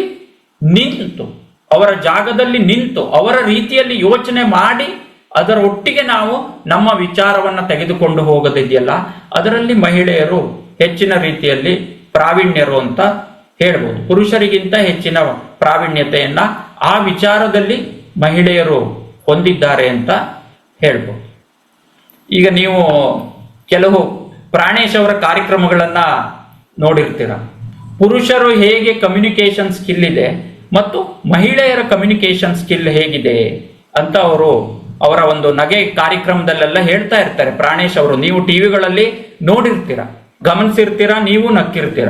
ಅವ್ರು ಹೇಳ್ತಾರೆ ಪುರುಷರು ಯಾವಾಗಲೂ ಸೀರಿಯಸ್ ಆಗಿರ್ತಾರೆ, ಮುಖ ಗಂಟಿಕ್ಕಿಕೊಂಡಿರ್ತಾರೆ, ಅವರ ಎಕ್ಸ್ಪ್ರೆಷನ್ನು ಬೇರೆ ಯಾರಿಗೂ ಬರಲ್ಲ, ಅದು ಪ್ರಾಣೇಶ್ ಅವರೇ ಮಾಡಬೇಕು. ಆದ್ರೆ ನಾವು ಅದನ್ನ ಕೇಳಿದಾಗ ನಮ್ಗೆ ಏನಂತಂದ್ರೆ ಅದು ಜೋಕ್ ಆಗಿ ನಾವು ಅದನ್ನ ಪರಿಗಣಿಸ್ತೀವಿ, ನಗ್ತೀವಿ. ಆದರೆ ಮಹಿಳೆಯರು ಯಾವಾಗಲೂ ಲವಲವಿಕೆಯಿಂದ ಇರ್ತಾರೆ. 2-3 ಮಹಿಳೆಯರು ಸೇರ್ಬಿಟ್ರೆ ಅಲ್ಲಿ ದೊಡ್ಡ ಗಲಾಟೆ ನಡೀತಾ ಇದೆಯೋ ಅನ್ನೋ ರೀತಿನಲ್ಲಿ ಮಾತಾಡ್ತಾ ಇರ್ತಾರೆ. ಅಷ್ಟು ಬೇಗ ಅವರು ಹೊಂದ್ಕೊಂಡು ಬಿಡ್ತಾರೆ, ಮಾತುಕತೆ ಸಾಧ್ಯ ಆಗತ್ತೆ. ಆದರೆ ಪುರುಷರಲ್ಲಿ ಸ್ವಲ್ಪ ಬಿಗುಮಾನ ಜಾಸ್ತಿ, ಅಷ್ಟು ಬೇಗ ಮಾತಾಡ್ಸಲ್ಲ, ಸೀರಿಯಸ್ ಆಗಿರ್ತಾರೆ. ಏನಾದ್ರೂ ಕೇಳಿದ್ರೆ ಅವರ ಎಕ್ಸ್ಪ್ರೆಷನ್ಸು ತುಂಬಾ ಕಡಿಮೆ ಇದರಿಂದ ಸ್ಟಾರ್ಟ್ ಆಗುತ್ತೆ. ಎಕ್ಸ್ಪ್ರೆಷನ್ಸ್ ಅವರಿಗೆ ಹೆಚ್ಚಿನ ಒಂದು ಸಮಯ ಬೇಕಾಗುತ್ತೆ. ಆದರೆ ಮಹಿಳೆಯರಿಗೆ ಇದು ದೇವರು ಕೊಟ್ಟ ವರ. ಈ ಸ್ಕಿಲ್ಸ್ ಏನಿದೆಯಲ್ಲ ಇದೆಲ್ಲ ಮಹಿಳೆಯರಿಗೆ ದೇವರು ಕೊಟ್ಟಂತಹ ವರ. ಹಾಗಾಗಿ ಅವರು ಅದನ್ನ ಸರಿಯಾಗಿ ವಿಮಾರಂಗದಲ್ಲಿ ಉಪಯೋಗಿಸಿಕೊಂಡ್ರೆ, ವಿಮಾರಂಗದಲ್ಲಿ ಅವರ ಈ ಒಂದು ಸ್ಕಿಲ್ಸ್ ಏನಿದೆಯೋ ಅದನ್ನ ಉಪಯೋಗಿಸಿಕೊಂಡ್ರೆ, ಅವರಿಗೆ ನಾವು ಸರಿಯಾದ ತರಬೇತಿಯನ್ನ ಕೊಟ್ಟು ಯಾವ ರೀತಿ ಅವರ ಕೌಶಲ್ಯವನ್ನ ಅವರು ಉಪಯೋಗಿಸ್ಕೋಬೇಕು ಅನ್ನೋದನ್ನ ನಾವು ಹೇಳಿಕೊಟ್ರೆ ನಿಜವಾಗಿಯೂ ವಿಮಾರಂಗದಲ್ಲಿ ಮಹಿಳೆಯರು ತುಂಬಾ ಉತ್ತಮವಾದ ಸಾಧನೆಯನ್ನ ಮಾಡೋದಕ್ಕೆ ಮುಂದಿನ ದಿನಗಳಲ್ಲಿ ನಮ್ಮ ದೇಶದಲ್ಲಿ, ನಮ್ಮ ರಂಗದಲ್ಲಿ, ನಮ್ಮ ದೇಶದ ವಿಮಾರಂಗದಲ್ಲಿ ಬಹಳ ಹೆಚ್ಚಿನ ಅವಕಾಶಗಳು ಖಂಡಿತ ಇದೆ ಅಂತ ನಾವು ಹೇಳ್ಬೋದು. ಅದರ ಜೊತೆಗೆ ಈಗ ಮಹಿಳೆಯರಿಗೆ ಇಷ್ಟೆಲ್ಲ ಅವಕಾಶಗಳಿದೆ ಅಂತ ನಾವು ನೋಡಿದ್ವಿ, ಕೇಳಿದ್ವಿ ಅಲ್ವಾ? ಅಥವಾ ಪ್ರತಿದಿನ ನಾವು ನೋಡ್ತಾ ಇದ್ದೀವಿ. ಬೇರೆ ಕ್ಷೇತ್ರದಲ್ಲಿ ಮಹಿಳೆಯರು ಯಾವ ರೀತಿ ಮುನ್ನುಗ್ಗುತ್ತಾ ಇದ್ದಾರೆ, ಸರ್ಕಾರ ಅವರಿಗೆ ಯಾವ ರೀತಿ ಬೆನ್ನೆಲುಬಾಗಿ ನಿಂತಿದೆ ಅನ್ನೋದನ್ನು ಸಹ ನಾವು ಪ್ರತಿದಿನ ನೋಡ್ತಾ ಇದ್ದೀವಿ. ನ್ಯೂಸ್ ಪೇಪರ್ ಇರ್ಬೋದು, ಟಿವಿ ಇರ್ಬೋದು, ಪ್ರತಿದಿನ ಒಂದು ನಿಮಗೆ ನ್ಯೂಸ್ ಪೇಪರ್ ಅಲ್ಲಿ ಈ ಒಂದು ವಾರ್ತೆಗಳು ಬರ್ತಾನೆ ಇರುತ್ತೆ, ನಾವು ಓದ್ತಾನೆ ಇರ್ತೀವಿ. ಅದೇ ರೀತಿ ಸರ್ಕಾರ ವಿಮಾ ರಂಗಕ್ಕೂ ಸಹ ಈ ಒಂದು ಪೊಟೆನ್ಷಿಯಲ್ ಅನ್ನ ಎನ್ಕೇಶ್ ಮಾಡ್ಕೊಳ್ಳೋದಕ್ಕೆ ಅನೇಕ ಕಾರ್ಯಕ್ರಮಗಳನ್ನ ಕೊಟ್ಟಿದೆ. ಅಥವಾ ವಿಮಾ ಕಂಪನಿಗಳೇ ಸ್ವತಃ ಈ ರೀತಿಯ ಕಾರ್ಯಕ್ರಮಗಳನ್ನ ರೂಪಿಸಿಕೊಳ್ತಾ ಇದ್ದಾರೆ. ವಿಮಾ ಕಂಪನಿಗಳು ನಮಗೆ ಏನು ಅಂತಂದ್ರೆ ಇದು ದೇಶ ಮಟ್ಟದಲ್ಲಿ ನಡೀತಾ ಇರೋದ್ರಿಂದ ನಮ್ಮ ಅರಿವಿಗೆ ಬರೋದಕ್ಕೆ ಹೆಚ್ಚಿನ ಸಮಯ ತೆಗೆದುಕೊಳ್ಳುತ್ತೆ. ಆದ್ರೆ ಯಾರು ಇದನ್ನ ಬೇಗ ಗುರುತಿಸಿ ಆ ಒಂದು ಕ್ಷೇತ್ರದಲ್ಲಿ ಬೇಗ ಮುನ್ನುಗ್ಗುತ್ತಾರೋ ಅವರಿಗೆ ಬೇಗ ಸಕ್ಸಸ್ ಸಿಗುತ್ತೆ. ಈ ತರದ ಹಲವಾರು ಇನಿಷಿಯೇಟಿವ್ಸ್ಗಳು ಇವತ್ತು ನಮ್ಮ ದೇಶ ಮಟ್ಟದಲ್ಲಿ ನಡೀತಾ ಇದೆ. ಇದು ಒಂದು ಹೊಸ ಇನಿಷಿಯೇಟಿವ್. ನಾನು ಸರ್ಚ್ ಮಾಡ್ತಾ ಇದ್ದಾಗ ನನಗೆ ಸಿಕ್ಕಿದ್ದು ವಿಮೆನ್ ಇನ್ ಇನ್ಶೂರೆನ್ಸ್ ಇಂಡಿಯಾ ಅನ್ನುವಂತ ಒಂದು ಟ್ರೈನಿಂಗ್ ಪ್ರೋಗ್ರಾಮ್ ಅನ್ನ ಹಲವು ಇನ್ಶೂರೆನ್ಸ್ ಕಂಪನಿಗಳು ಸೇರಿ ಪ್ರಾರಂಭ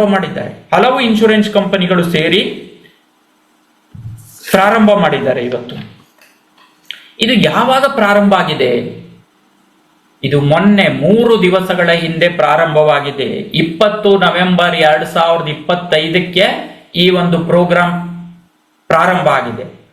ಮೊದಲಿಗೆ ಇವರು ಏನ್ ಮಾಡ್ತಾ ಇದ್ದಾರೆ ಅಂದ್ರೆ, ರಿಜಿಸ್ಟರ್ ವಿನ್ ಅಂತ ನೀವು ಯಾರಾದ್ರೂ ಗೂಗಲ್ ಸರ್ಚ್ ಮಾಡಿದ್ರೆ ನಿಮ್ಗೆ ಅಲ್ಲಿ ಸಿಗುತ್ತೆ. ಆ ಒಂದು ತರಬೇತಿಗೆ ನೀವು ರಿಜಿಸ್ಟರ್ ಮಾಡ್ಕೋಬಹುದು. ಅಲ್ಲಿ ನಿಮ್ಗೆ ಹೊಸ ಹೊಸ ಸ್ಕಿಲ್ಸ್ ಏನಿದೆಯೋ ಅದನ್ನ ಕಲಿಸಲಾಗುತ್ತೆ ಮಹಿಳೆಯರಿಗೆ.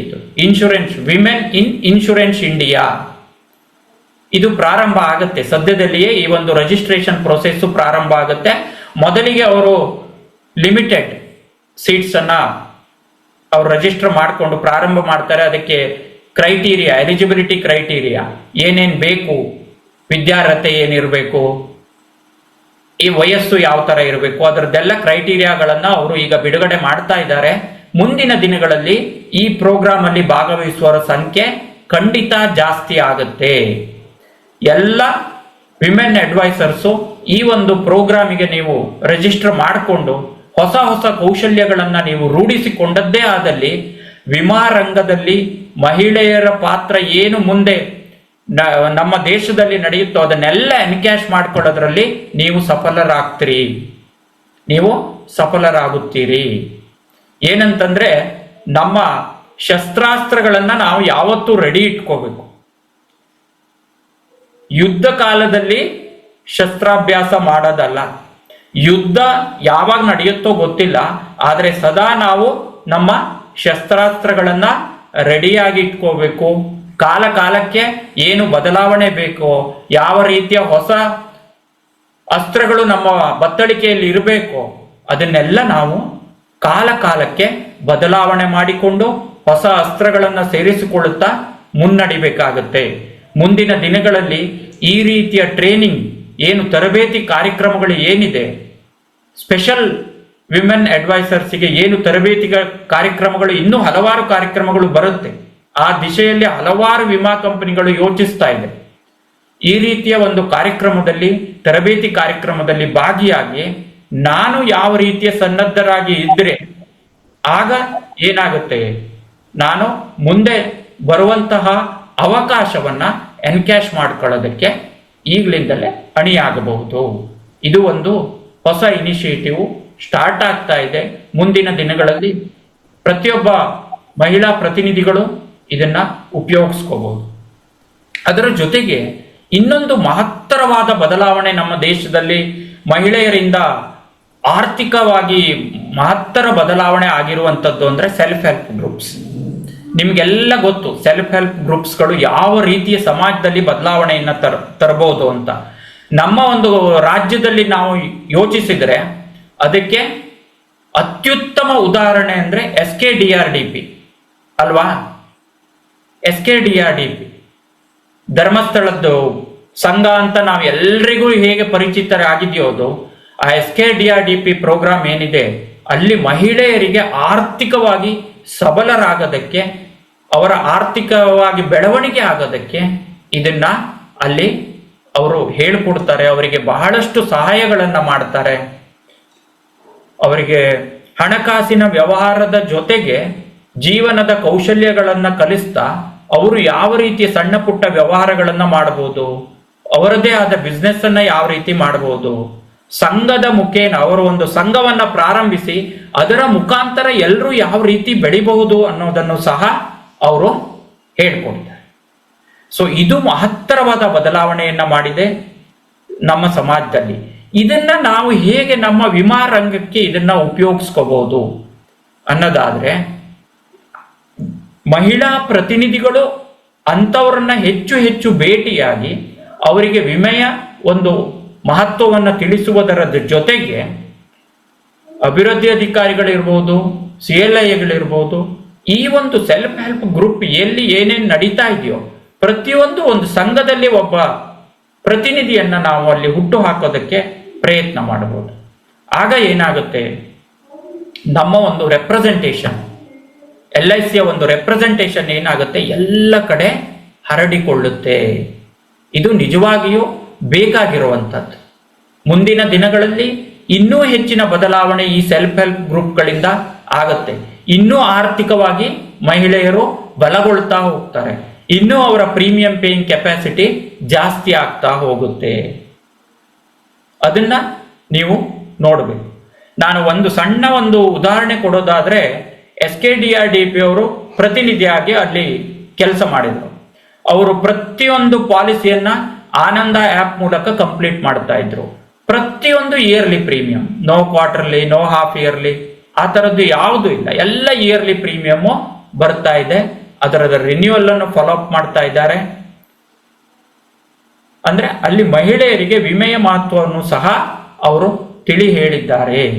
ಇದನ್ನ ನೀವು ನಮ್ಮ ಒಂದು ಕಾರ್ಯಕ್ಷೇತ್ರದಲ್ಲಿ ರೂಢಿಸಿಕೊಳ್ಳುವಂತ ಅವಶ್ಯಕತೆ ಇದೆ. ಈ ಒಂದು ಸೆಲ್ಫ್ ಹೆಲ್ಪ್ ಗ್ರೂಪ್ ಏನಿದೆ ಅದನ್ನ ನಮ್ಮ ಅನುಕೂಲಕ್ಕೆ ನಾವು ಯಾವ ರೀತಿಯಾಗಿ ಅದನ್ನ ಬಳಸ್ಕೊಳ್ಬಹುದು ಅನ್ನೋದನ್ನ ನಾವು ಯೋಚನೆ ಮಾಡಲೇಬೇಕು. ಅದರ ಜೊತೆಗೆ ಈಗ ನಮ್ಮ ಹೆಮ್ಮೆಯ LIC ಏನ್ ಮಾಡಿದೆ, ವಿಮಾ ಸಖಿ ಅನ್ನುವಂತಹ ಒಂದು ಹೊಸ ಯೋಜನೆಯನ್ನ ಈಗ 1 ವರ್ಷ ಆಗಿದೆ ಪ್ರಾರಂಭವಾಗಿ. ಎಲ್ಲ ಶಾಖೆಗಳಲ್ಲಿ ವಿಮಾ ಸಖಿ ಪ್ರತಿನಿಧಿಗಳು ಬರ್ತಾ ಇದ್ದಾರೆ. ನಿಮ್ಗೆಲ್ಲ ಗೊತ್ತಿರುವಂತೆ 3 ವರ್ಷ ಸ್ಟೈಫಂಡ್ ಬರುತ್ತೆ. ಮೊದಲನೇ ವರ್ಷ ಪ್ರತಿ ತಿಂಗಳು 7,000, 6,000, 2ನೇ ವರ್ಷ, 3ನೇ ವರ್ಷ 5,000. ಈ ನೀವು ಯೋಚನೆ ಮಾಡಿದಾಗ ಇದರಲ್ಲಿ ಕೆಲವೊಂದು ಸ್ಟ್ಯಾಟಿಸ್ಟಿಕ್ಸ್ ನಮಗೆ ಆಶ್ಚರ್ಯಕರವಾದ ರೀತಿಯಲ್ಲಿ ಇದೆ. ಯಾವ ರೀತಿ ಇದೆ ಅಂತಂದ್ರೆ, ಕೆಲವರು ಮಾತ್ರ ಈ ವಿಮಾ ಸಖಿ ಪ್ರತಿನಿಧಿಗಳು ಉತ್ತಮ ವ್ಯವಹಾರವನ್ನ ಮಾಡ್ತಾ ಇದ್ದಾರೆ, ಹಲವರು ಇದರಲ್ಲಿ ಮಾಡ್ತಾ ಇಲ್ಲ. ನೀವೆಲ್ಲ ಹೇಳ್ಬೋದು, ಇಷ್ಟೊಂದು ಪೊಟೆನ್ಷಿಯಲ್ ಇದೆ, ಯಾಕೆ ಇದು ಮಾಡ್ತಾ ಇಲ್ಲ, ವಿಮಾ ಸಖಿ ಯಾಕೆ ಅಷ್ಟು ಸಕ್ಸಸ್ ಆಗಿಲ್ಲ ಅಂತ.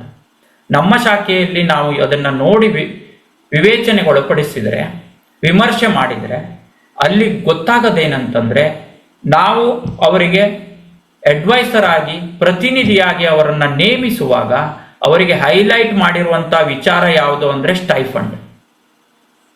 ಪ್ರತಿಯೊಬ್ಬರಿಗೂ ನಾವು ಸ್ಟೈಫಂಡ್ ಬಗ್ಗೆ ಹೈಲೈಟ್ ಮಾಡಿ ರಿಕ್ರೂಟ್ಮೆಂಟ್ ಮಾಡ್ತಾ ಇದ್ದೇವೆ ಹೊರತಾಗಿ, ವಿಮಾ ವ್ಯವಹಾರದಿಂದ ಅವರಿಗೆ ಆಗುವಂತಹ ಅನುಕೂಲತೆ, ಅವರು ಪ್ರತಿನಿಧಿಯಾಗಿ ಸೇರಿದರೆ ಅವರಿಗೆ ಆಗುವಂತಹ ಅನುಕೂಲತೆ, ಕಮಿಷನ್ ಇಂದ ಹಿಡಿದು ಕ್ಲಬ್ ಮೆಂಬರ್ ಇಂದ ಹಿಡಿದು ಯಾವುದನ್ನು ನಾವು ಅವರಿಗೆ ಸರಿಯಾದ ರೀತಿಯಲ್ಲಿ ಎಕ್ಸ್ಪ್ಲೇನ್ ಮಾಡ್ತಾ ಇಲ್ಲ, ತರಬೇತಿಯನ್ನ ಕೊಡ್ತಾ ಇಲ್ಲ. ನಾವು ಯಾವುದಕ್ಕೆ ಹೆಚ್ಚಿನ ಮಹತ್ವ ಕೊಡ್ತಾ ಇದ್ದೀವಿ, ಸ್ಟೈಫಂಡ್ ಬರುತ್ತೆ ಅನ್ನೋದನ್ನೇ ಹೆಚ್ಚಿನ ರೀತಿಯಲ್ಲಿ ಅದನ್ನ ರಿಕ್ರೂಟ್ ಮಾಡ್ತಾ ಇದೀವಲ್ಲ. ಇದು ಯಾವ ತರ ಆಗ್ತಾ ಇದೆ ಅಂದ್ರೆ, ನಾವು ಏನ್ ಬಿಸ್ನೆಸ್ ಮಾಡಿದ್ರೆ ಸ್ಟೈಫಂಡ್ ಬರುತ್ತೆ ಅನ್ನೋದೇ ಮರೆತು ಹೋಗ್ತಾ ಇದೆ. ಯಾವ ರೀತಿಯಲ್ಲಿ ನಾನು ಬಿಸ್ನೆಸ್ ಮಾಡಿದ್ರೆ ಮಾತ್ರ ನನಗೆ ಬರುತ್ತೆ ಸ್ಟೈಫಂಡು, ಇದಕ್ಕೆ ಏನೇನು ಕಂಡೀಷನ್ಸ್ ಇದೆ ಅನ್ನೋದನ್ನ ನಾವು ಹೇಳ್ತಾ ಇಲ್ಲ. ತುಂಬಾ ಜನ ಏನ್ ಅನ್ಕೋತಾ ಇದ್ದಾರೆ ಅಂದ್ರೆ, ಪ್ರತಿ ತಿಂಗಳ ನನಗೆ 7,000 ನನ್ನ ಅಕೌಂಟಿಗೆ ಬರುತ್ತೆ ಅಷ್ಟೇ, ಬೇರೆ ಯಾವುದೋ ಸ್ಕೀಮಿನ ತರ.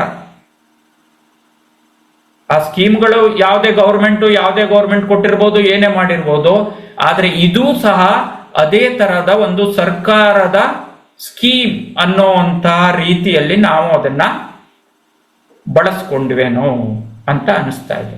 ಹಾಗಾಗಿ ಇಲ್ಲಿ ನಾವು ವಿಫಲರಾಗ್ತಾ ಇದ್ದೀವಿ. ಯಾವುದಕ್ಕೆ ನಾವು ಹೆಚ್ಚಿನ ಮಹತ್ವ ಕೊಟ್ಟು ಹೇಳಬೇಕಿತ್ತೋ ಅದನ್ನ ಹೇಳದೆ, ಯಾವುದಕ್ಕೆ ಹೆಚ್ಚಿನ ಮಹತ್ವ ಒತ್ತು ಕೊಟ್ಟು ಹೇಳಬಾರ್ದಿತ್ತೋ ಅದನ್ನ ಜಾಸ್ತಿ ಹೇಳಿರೋದ್ರಿಂದ ಇಲ್ಲಿ ಬಹಳ ಸಮಸ್ಯೆ ಆಗ್ತಾ ಇದೆ. ಪ್ರತಿಯೊಬ್ಬರಿಗೂ ಇದು ಒಂದು ವೆಲ್ಫೇರ್ ಸ್ಕೀಮ್ ಅನ್ನೋ ರೀತಿನಲ್ಲಿ ಆಗ್ತಾ ಇದೆ. ಖಂಡಿತ ಇದು ಆ ರೀತಿ ಅಲ್ಲ ಅನ್ನೋದನ್ನ ನಾವು ಪ್ರತಿಯೊಬ್ಬರಿಗೂ ಹೇಳಬೇಕು. ಆಲ್ರೆಡಿ ನಾವು ಯಾರ್ಯಾರನ್ನ ನೇಮಿಸಿದೀವೋ ಅವರನ್ನ ಕರೆದು ಇನ್ನೊಮ್ಮೆ ಅವರ ಜೊತೆ ಚರ್ಚಿಸಬೇಕು. ಅವರಿಗೆ ಈ ತರದ ಒಂದು ಪೊಟೆನ್ಷಿಯಲ್ ಇರುವಂತ ಕ್ಷೇತ್ರವನ್ನ ನಾವು ತೋರಿಸಿ ಅವರನ್ನ ಫೀಲ್ಡಿಗೆ ಮುನ್ನುಗ್ಗೋ ರೀತಿಯಲ್ಲಿ ನಾವು ನೋಡ್ಕೋಬೇಕು. ಸೊ ಎಲ್ಲ ಇದರಲ್ಲಿ ಇವತ್ತು ತುಂಬಾ ಜನ ವಿಮಾ ಸಖಿಗಳು ಈ ಒಂದು ಕಾರ್ಯಕ್ರಮದಲ್ಲಿ ಜಾಯಿನ್ ಆಗಿರ್ಬೋದು. ಪ್ರತಿಯೊಬ್ರು ಇದನ್ನ ಅರ್ಥ ಮಾಡ್ಕೋಬೇಕು. ಇದು ಯಾವುದೇ ರೀತಿಯ ವೆಲ್ಫೇರ್ ಸ್ಕೀಮ್ ಅಲ್ಲ, ಸರ್ಕಾರದ ವೆಲ್ಫೇರ್ ಸ್ಕೀಮ್ ಅಲ್ಲ. ಇದರಲ್ಲಿ ನಾನು ಉತ್ತಮ ವ್ಯವಹಾರ ಮಾಡೋದಕ್ಕೆ ನನಗೆ ಒಂದು ಅವಕಾಶವನ್ನ ಕೊಡ್ತಾ ಇದ್ದಾರೆ, ಒಂದು ಸಪೋರ್ಟ್ ಅನ್ನ ಕೊಡ್ತಾ ಇದ್ದಾರೆ ಅನ್ನೋದನ್ನ ಮನಗಂಡ್ರೆ ನಿಜವಾಗಿಯೂ ಪ್ರತಿಯೊಬ್ಬ ವಿಮಾ ಸಖಿಯು ಸಕ್ಸಸ್ ಆಗ್ತಾರೆ, ಪ್ರತಿಯೊಬ್ಬರು ಉತ್ತಮ ವ್ಯವಹಾರವನ್ನ ಮಾಡ್ತಾರೆ. ಅದರ ಜೊತೆಗೆ ಇನ್ನು ಇನ್ಶೂರೆನ್ಸ್ ಕಂಪನಿಗಳು ಹೊಸ ಹೊಸ ರೀತಿಯ ಒಂದು ಪ್ಲಾನ್ ಅನ್ನ ತರ್ತಾ ಇದೆ, ವಿಮಾ ಯೋಜನೆಗಳನ್ನ ತರ್ತಾ ಇದೆ. ಇದು ವಿಮೆನ್ ಓರಿಯೆಂಟೆಡ್, ಅಂದ್ರೆ ಮಹಿಳೆಯರಿಗಾಗಿಯೇ ಇರುವಂತಹ ಹೊಸ ಹೊಸ ಪಾಲಿಸಿಗಳು ಬರ್ತಾ ಇದೆ. ಮುಂದಿನ ದಿನಗಳಲ್ಲಿ ಇದು ಇನ್ನೂ ಹೆಚ್ಚಿನ ರೀತಿಯಲ್ಲಿ ಬರುತ್ತೆ. ಈಗ LIC ಅಲ್ಲಿ ಒಂದು ಬಂದಿದೆ, ನಿಮ್ಗೆಲ್ರಿಗೂ ಗೊತ್ತು, ಭೀಮಾಲಕ್ಷ್ಮಿ. ಇದರಲ್ಲಿ ಎಷ್ಟೊಂದು ರೀತಿಯಲ್ಲಿ ಅವಕಾಶಗಳನ್ನು ಕೊಟ್ಟಿದ್ದಾರೆ, ಎಷ್ಟೊಂದು ಫ್ಲೆಕ್ಸಿಬಲ್ ಆಗಿ. ನಾವು ಸರ್ವೈವಲ್ ಬೆನಿಫಿಟ್, ಮನಿ ಬ್ಯಾಕ್ ಅಂತ ಏನ್ ಹೇಳ್ತೀವೋ ಅದನ್ನ 3 ರೀತಿಯಲ್ಲಿ ಪಡೆಯುವಂತ ಅವಕಾಶ. ಮಹಿಳೆಯರಿಗಾಗಿಯೇ ಇರುವಂತಹ ಕೆಲವು ವಿಶೇಷ ಕಾಯಿಲೆಗಳು, ವಿಶೇಷ ಸಂದರ್ಭದಲ್ಲಿ ಬಂದಂತ ಕಾಯಿಲೆಗಳಿಗೆ ಕವರೇಜು, ಇದು ಎಕ್ಸ್ಕ್ಲೂಸಿವ್ ಆಗಿ ಮಹಿಳೆಯರಿಗೆ ಇರುವಂತಹ ಒಂದು ಯೋಜನೆ ಭೀಮಾಲಕ್ಷ್ಮಿ. ಈ ರೀತಿಯ ಹಲವು ಯೋಜನೆಗಳು ಮುಂದಿನ ದಿನದಲ್ಲಿ ಬಂದೇ ಬರುತ್ತೆ. ಯಾಕೆ ಅಂತಂದ್ರೆ ಎಲ್ಲ ವಿಮಾ ಕಂಪನಿಗಳು ಇವತ್ತು ಈ ಒಂದು ಮಹಿಳೆಯರ ಒಂದು ಏನು ಆರ್ಥಿಕ ಕ್ಷೇತ್ರದಲ್ಲಿ ಪ್ರಗತಿ ನಡೀತಾ ಇದೆಯಲ್ಲ ಅದರ ಮೇಲೆ ಒಂದು ಕಣ್ಣಿಟ್ಟಿದ್ದಾರೆ. ಪ್ರತಿಯೊಂದು ವಿಮಾ ಕಂಪನಿ ಕಣ್ಣಿಟ್ಟಿದೆ. ಅದಕ್ಕೆ ತಕ್ಕಂತೆ ತಮ್ಮ ರೀತಿ ನೀತಿಗಳನ್ನ ರೂಪಿಸಿಕೊಳ್ತಾರೆ. ಹಾಗಾಗಿ ನಾವು ಇವತ್ತಿನಿಂದಲೇ ಆ ಒಂದು ರೀತಿಯಲ್ಲಿ ಮುನ್ನುಗ್ಗಿ, ಆ ಒಂದು ಕಾರ್ಯಕ್ಷೇತ್ರದಲ್ಲಿ ಮುನ್ನುಗ್ಗಿ ನಾವು ಹೊಸ ಹೊಸ ವಿಚಾರಗಳನ್ನ ತಿಳಿದುಕೊಂಡು ಅಪ್ಡೇಟ್ ಆಗುವುದರ ಮುಖಾಂತರ ಈ ಒಂದು ಪೊಟೆನ್ಷಿಯಲ್ ಏನಿದೆ ಅದನ್ನ ನಾವು ಎನ್ಕ್ಯಾಶ್ ಮಾಡ್ಕೋಬಹುದು ಅನ್ನೋದು ನನ್ನ ಒಂದು ಅಭಿಪ್ರಾಯ. ಈ ತರದ ಹಲವಾರು ಇನಿಷಿಯೇಟಿವ್ಸ್ ಇನ್ನು ಮುಂದೆ ಸಹ ಬರುತ್ತೆ. ನಾವು ಇದೆಲ್ಲ ಚಿಕ್ಕ ಚಿಕ್ಕ ವಿಚಾರಗಳನ್ನ ಗಮನಿಸ್ತಾ ನಮ್ಮ ಹೆಜ್ಜೆಯನ್ನ ಇಡುತ್ತಾ ಹೋದ್ರೆ ನಿಜವಾಗಿಯೂ ಈ ಒಂದು ರಂಗದಲ್ಲಿ ಇರುವಂತಹ ಒಂದು ಅವಕಾಶವನ್ನ ನಾವು ಉಪಯೋಗಿಸ್ಕೋಬಹುದು. ಈ ಒಂದು ಅವಕಾಶವನ್ನ ನಾವು ಉಪಯೋಗಿಸ್ಕೋಬಹುದು. ಸೊ ಇದೆಲ್ಲ ವಿಚಾರಗಳು ಇವತ್ತು ನಾವು ಏನು ಇಷ್ಟೊತ್ತು ಚರ್ಚೆ ಮಾಡಿದ್ವಿ, ಯೋಚನೆ ಮಾಡಿದ್ವಿ, ಇದರಲ್ಲಿ ನಿಮಗೆ ಗೊತ್ತಿಲ್ಲದೆ ಇರುವಂತ ವಿಚಾರ ಯಾವುದೂ ಇಲ್ಲ. ಅಥವಾ ನಾನು ಹೊಸದನ್ನ ಎಲ್ಲಿಂದಲೂ ಕಲಿತು ನಿಮಗೆ ನಾನು ಹೇಳ್ತಾ ಇಲ್ಲ. ಹೊಸದನ್ನ ಕಲಿತೋ ಅಥವಾ ಯಾವುದೋ ಹೊಸ ವಿಚಾರವನ್ನ ತಂದು ನಿಮ್ಮ ಮುಂದೆ ಹೇಳ್ತಾ ಇಲ್ಲ. ನಾನು ಯೋಚಿಸಿದಂತಹ ನನ್ನ ಒಂದು ಆಬ್ಸರ್ವೇಷನ್ ನಲ್ಲಿ ಏನು ನಡೀತಾ ಇದೆ. ಸತೀಶ್ ಪ್ರಭು ಸರ್ ಅವರು ನನಗೆ ಹೇಳಿದರು, ಸತೀಶ್ ಪ್ರಭು ಸರ್ ಅವರು ನನಗೆ ಹೇಳಿದ್ರು, ಕೆಲವೊಂದು ಪ್ರಶ್ನೆಗಳನ್ನ ಕೇಳಿದ್ರು. ಅಂದ್ರೆ ನನ್ನ ತಲೆಯಲ್ಲಿ ಹೊಸ ರೀತಿಯ ಅನೇಕ ಒಂದು ಯೋಚನೆಗಳು, ನಾನು ಯಾವ ರೀತಿ ಯೋಚಿಸಬಹುದು ಅನ್ನೋ ರೀತಿಯಲ್ಲಿ ಅವರು ನನ್ನಲ್ಲಿ ಪ್ರಶ್ನೆಗಳನ್ನ ಕೇಳ್ತಾ ಹೋದ್ರು. ಅವತ್ತು ಮಾತಾಡುವಾಗ್ಲೂ ನಾವು ಮಧ್ಯೆ ಅವರು ಪ್ರಶ್ನೆ ಕೇಳಿದ್ದು, ನಾನು ಅದಕ್ಕೆ ಉತ್ತರ ಕೊಟ್ಟಿದ್ದು. ಸೊ ನನಗೆ ಆಗ ಏನು ಯೋಚನೆ ಬಂತು, ಈ ತರದಲ್ಲೂ ನಾವು ಯೋಚನೆ ಮಾಡಬಹುದಲ್ಲ, ಇಲ್ಲಿ ಒಂದು ಅವಕಾಶ ಇದೆಯಲ್ಲ. ಸೊ ಇದಕ್ಕೆ ನಾನು ಎಲ್ಲಿ ಹುಡುಕ್ಬಹುದು, ಯಾವ ರೀತಿಯ ವಿಚಾರಗಳನ್ನ ನಾನು ನೋಡಬಹುದು ಅನ್ನುವಂತ ಯೋಚನೆ ನನ್ನ ತಲೆಯಲ್ಲಿ ಬಂದಾಗ ನಾನು ಕೆಲವೊಂದು ಇದರಲ್ಲಿ ಸರ್ಚ್ ಮಾಡಿದ್ದಿರಬಹುದು, ಸ್ಟ್ಯಾಟಿಸ್ಟಿಕ್ಸ್ ಅನ್ನ ನೋಡಿದ್ದಿರಬಹುದು, ಯೋಚನೆಗಳನ್ನ ಮಾಡಿ ಕೆಲವೊಂದು ವಿಚಾರಗಳನ್ನ ಇವತ್ತು ನಿಮ್ಮ ಮುಂದೆ ಪ್ರಸ್ತುತಪಡಿಸೋಣ ಅನ್ನುವಂತಹ ಇದರಲ್ಲಿ ಇವತ್ತಿನ ಒಂದು ಏನು ಪವರ್ ಪಾಯಿಂಟ್ ಪ್ರೆಸೆಂಟೇಷನ್ ಏನು ನಿಮ್ಮ ಮುಂದೆ ನಾನು ಒಂದು 6-7 ಸ್ಲೈಡ್ಗಳನ್ನು ತೋರಿಸಿದ್ದೇನೆ. ಆ ಎಲ್ಲ ಒಂದು ಪಾಯಿಂಟ್ಸ್ ನನ್ನ ತಲೆಯಲ್ಲಿ ಏನಿತ್ತೋ ಅದನ್ನ ನಿಮ್ಮ ಮುಂದೆ ಇವತ್ತು ನಾನು ಪ್ರಸ್ತುತಪಡಿಸಿದ್ದೇನೆ. ಸೊ ಇದು ನಿಮಗೆ ಅನುಕೂಲ ಆಗಬಹುದು. ನಿಮ್ಮ ತಲೆಯಲ್ಲಿ ಈ ರೀತಿಯಲ್ಲೂ ನಾನು ಯೋಚನೆ ಮಾಡಿ ಮುನ್ನುಗ್ಗಬಹುದು ಅನ್ನೋ ರೀತಿಯಲ್ಲಿ ಇದು ನಿಮಗೆ ಕುತೂಹಲವನ್ನ ಹುಟ್ಟು ಹಾಕಬಹುದು, ಅಥವಾ ನಿಮ್ಮ ಒಂದು ಕೆಲಸಕ್ಕೆ ಇದು ಪ್ರೇರೇಪಣೆಯನ್ನ ಒದಗಿಸಬಹುದು. ನಾನು ಆಗ್ಲೇ ಹೇಳಿದೆ, ಇಲ್ಲಿ ಪ್ರತಿನಿಧಿಗಳಿದ್ದೀರಿ, ಅಭಿವೃದ್ಧಿ ಅಧಿಕಾರಿಗಳಿದ್ದೀರಿ, SBIಗಳಿದ್ದಾರೆ, ಅಥವಾ ನಮ್ಮ ಎಲ್ಲ ಆಫೀಸರ್ಸ್ಗಳು ಇದರಲ್ಲಿ ಕೆಲವರು ಜಾಯ್ನ್ ಆಗಿರ್ಬೋದು. ಎಲ್ಲರಲ್ಲೂ ಸಹ ಏನಂತಂದ್ರೆ ಈ ಒಂದು ಪೊಟೆನ್ಷಿಯಲ್ ಅನ್ನ ನಾನು ಎನ್ಕ್ಯಾಶ್ ಮಾಡ್ಕೋಬೇಕು ಅನ್ನೋಂಥ ಭಾವನೆ ಬಂದ್ರೆ ಇದು LICಗೆ ಮುಂದಿನ ದಿನಗಳಲ್ಲಿ ಉತ್ತಮ ಫಲಿತಾಂಶವನ್ನ ತಂದು ಕೊಡಬಹುದು ಅನ್ನುವಂತಹ ಭಾವನೆ ನಂದು. ನೀವು ಇಷ್ಟೊತ್ತು ಈ ವಿಚಾರಗಳನ್ನ ಕೇಳಿದಿರಿ. ನನ್ನ ಕೆಲವೊಂದು ವಿಚಾರಗಳು ನಿಮ್ಮ ಸಹಮತಿ ಇರಬಹುದು, ಮತ್ತೆ ಕೆಲವೊಂದು ವಿಚಾರಗಳಲ್ಲಿ ನಿಮ್ದು ಅಸಮ್ಮತಿನೂ ಇರಬಹುದು. ಇಲ್ಲ ಅಂತ ನಾನು ಹೇಳೋದಕ್ಕೆ ಹೋಗೋದಿಲ್ಲ ನಿಮ್ಮ ಅನುಭವದಲ್ಲಿ. ಆದ್ರೆ ನಿಮಗಾಗಿರೋ ಅನುಭವವನ್ನ, ನೀವು ಕೆಲಸ ಮಾಡುವಾಗ ನಿಮಗಾಗಿರೋ ಅನುಭವವನ್ನ ಇನ್ನೊಮ್ಮೆ ಯೋಚಿಸಿ ನೋಡಿ. ನಾನಲ್ಲಿ ಎಲ್ಲಿ ತಪ್ಪಿರಬಹುದು. ನಾನು ಒಂದು ಸಾರಿ ಒಂದು ಡಿಸಿಷನ್ಗೆ ಬಂದಾಗ ಇದು ಸರಿ ಇಲ್ಲ ಅಂತ ನಾನು ಹೇಳೋದಕ್ಕೆ ಸಾಧ್ಯ ಇಲ್ಲ. ಪುನಃ ನೀವು ಆ ಅನುಭವ ಯಾವ ರೀತಿಯಲ್ಲಿ ಆಗಿತ್ತು, ಅಥವಾ ನಾನು ಅಲ್ಲಿ ಏನಾದರೂ ಎಡವಿರಬಹುದು ಅನ್ನೋದನ್ನ ನೀವು ಪುನಃ ಅಲ್ಲಿ ಹೋಗಿ ಯೋಚನೆ ಮಾಡಿದಾಗ ಆಗ ನಿಮಗೆ ಹೊಸ ದಾರಿ ಕಾಣಿಸ್ಬೋದು. ಇಲ್ಲ, ಇಲ್ಲೂ ಒಂದು ದಾರಿ ಇದೆ, ನಾನು ಈ ದಾರಿಯಲ್ಲಿ ಹೋಗುವ ಬದಲು ಈ ದಾರಿಯಲ್ಲಿ ಹೋಗಿದ್ದಿದ್ರೆ ನನ್ನ ಕೆಲಸ ಸುಲಭ ಆಗ್ತಿತ್ತು ಅಂತ ನಿಮಗೆ ಅನಿಸಬಹುದು.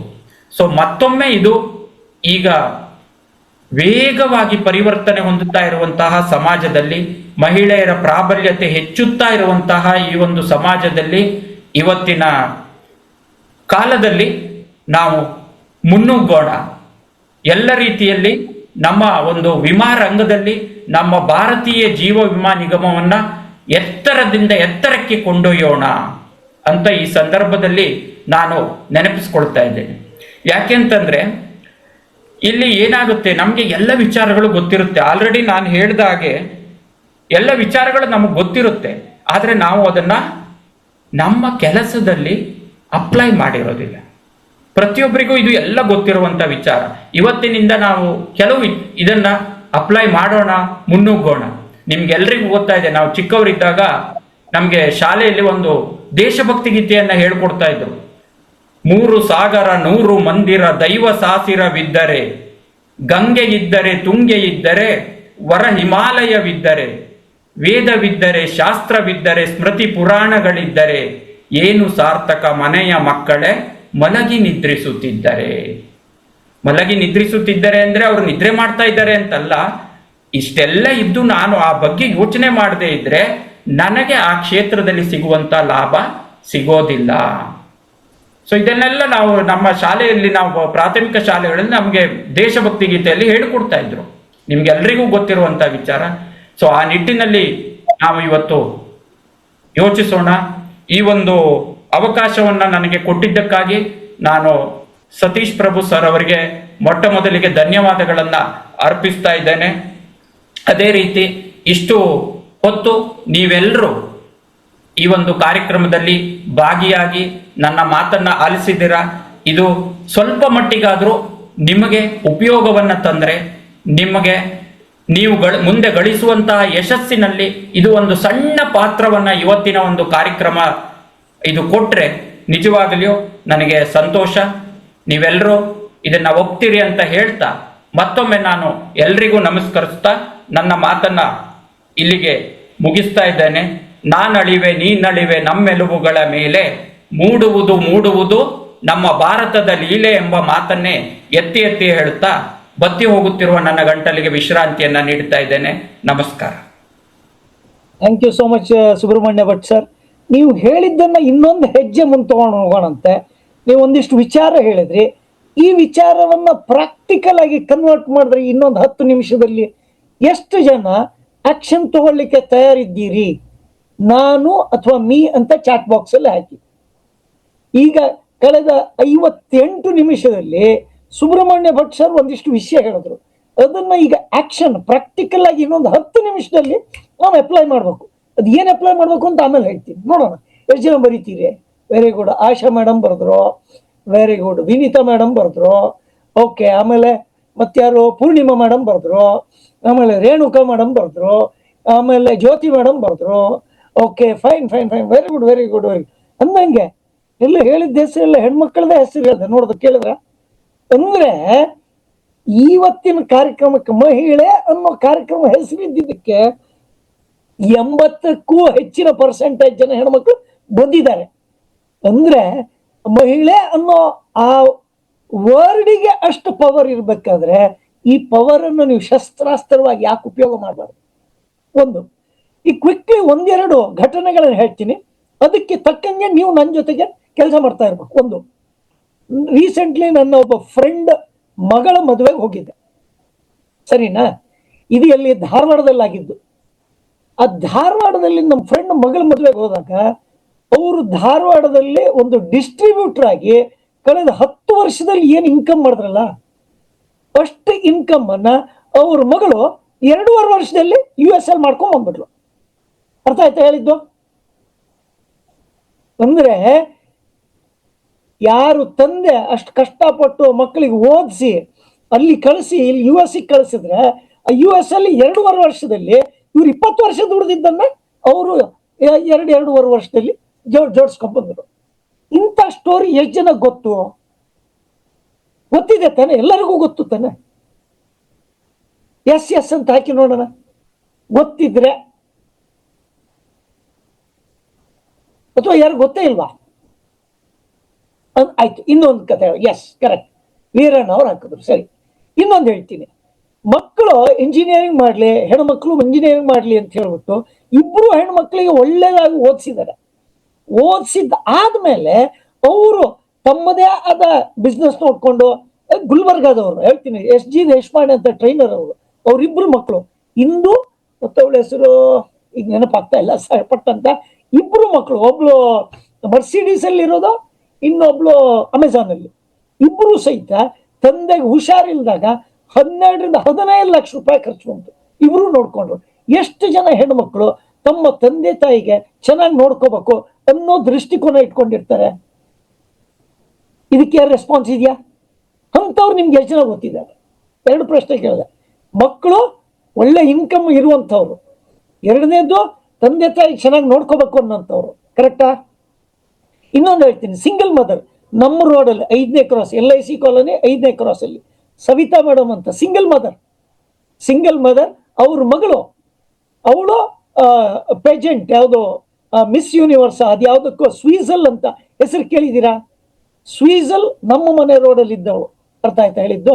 ಅಂದ್ರೆ ಎಷ್ಟೆಷ್ಟು ದೊಡ್ಡ ಸಾಧನೆ ಮಾಡಿದವರಿದ್ದಾರೆ. ಸಿಂಗಲ್ ಮದರ್ ಮಾತ್ರ. ತಾಯಿ ತನ್ನ ಮಗುವನ್ನು ನೋಡ್ಕೊಂಡು ಹಂಗೆ ಇಂಡಿಪೆಂಡೆಂಟ್ ಆಗಿ ಬೆಳೆಸ್ಬೇಕು ಅನ್ನುತ್ತ ಸಿಂಗಲ್ ಮದರ್ ಎಷ್ಟು ಜನಕ್ಕೆ ಪರಿಚಯ ಇದೆ? ಸಿಂಗಲ್ ಮದರ್ ಕನ್ನಡದಲ್ಲಿ ಏನ್ ಹೇಳ್ತಾರೆ ಸರ್? ಅಂದ್ರೆ ತಂದೆ ತಾಯಿಯಲ್ಲಿ ತಂದೆ ಇಲ್ಲ ಅವರ ಕುಟುಂಬದಲ್ಲಿ, ಅವರು ತಾಯಿ ಮಾತ್ರ ಮಕ್ಕಳನ್ನು ನೋಡ್ಕೊಳ್ಳುವಂಥವ್ರು. ಗೊತ್ತಿದೆ ತಾನೆ? ಯಾಕೆ ಹಿಂಗ್ ಪ್ರಶ್ನೆ ಕೇಳ್ತಾ ಇದ್ದೀನಿ? ಇವ್ರದೆಲ್ಲ ನೀವು ಲಿಸ್ಟಲ್ಲಿ ಹೆಸರು ಹಾಕ್ಬೇಕು.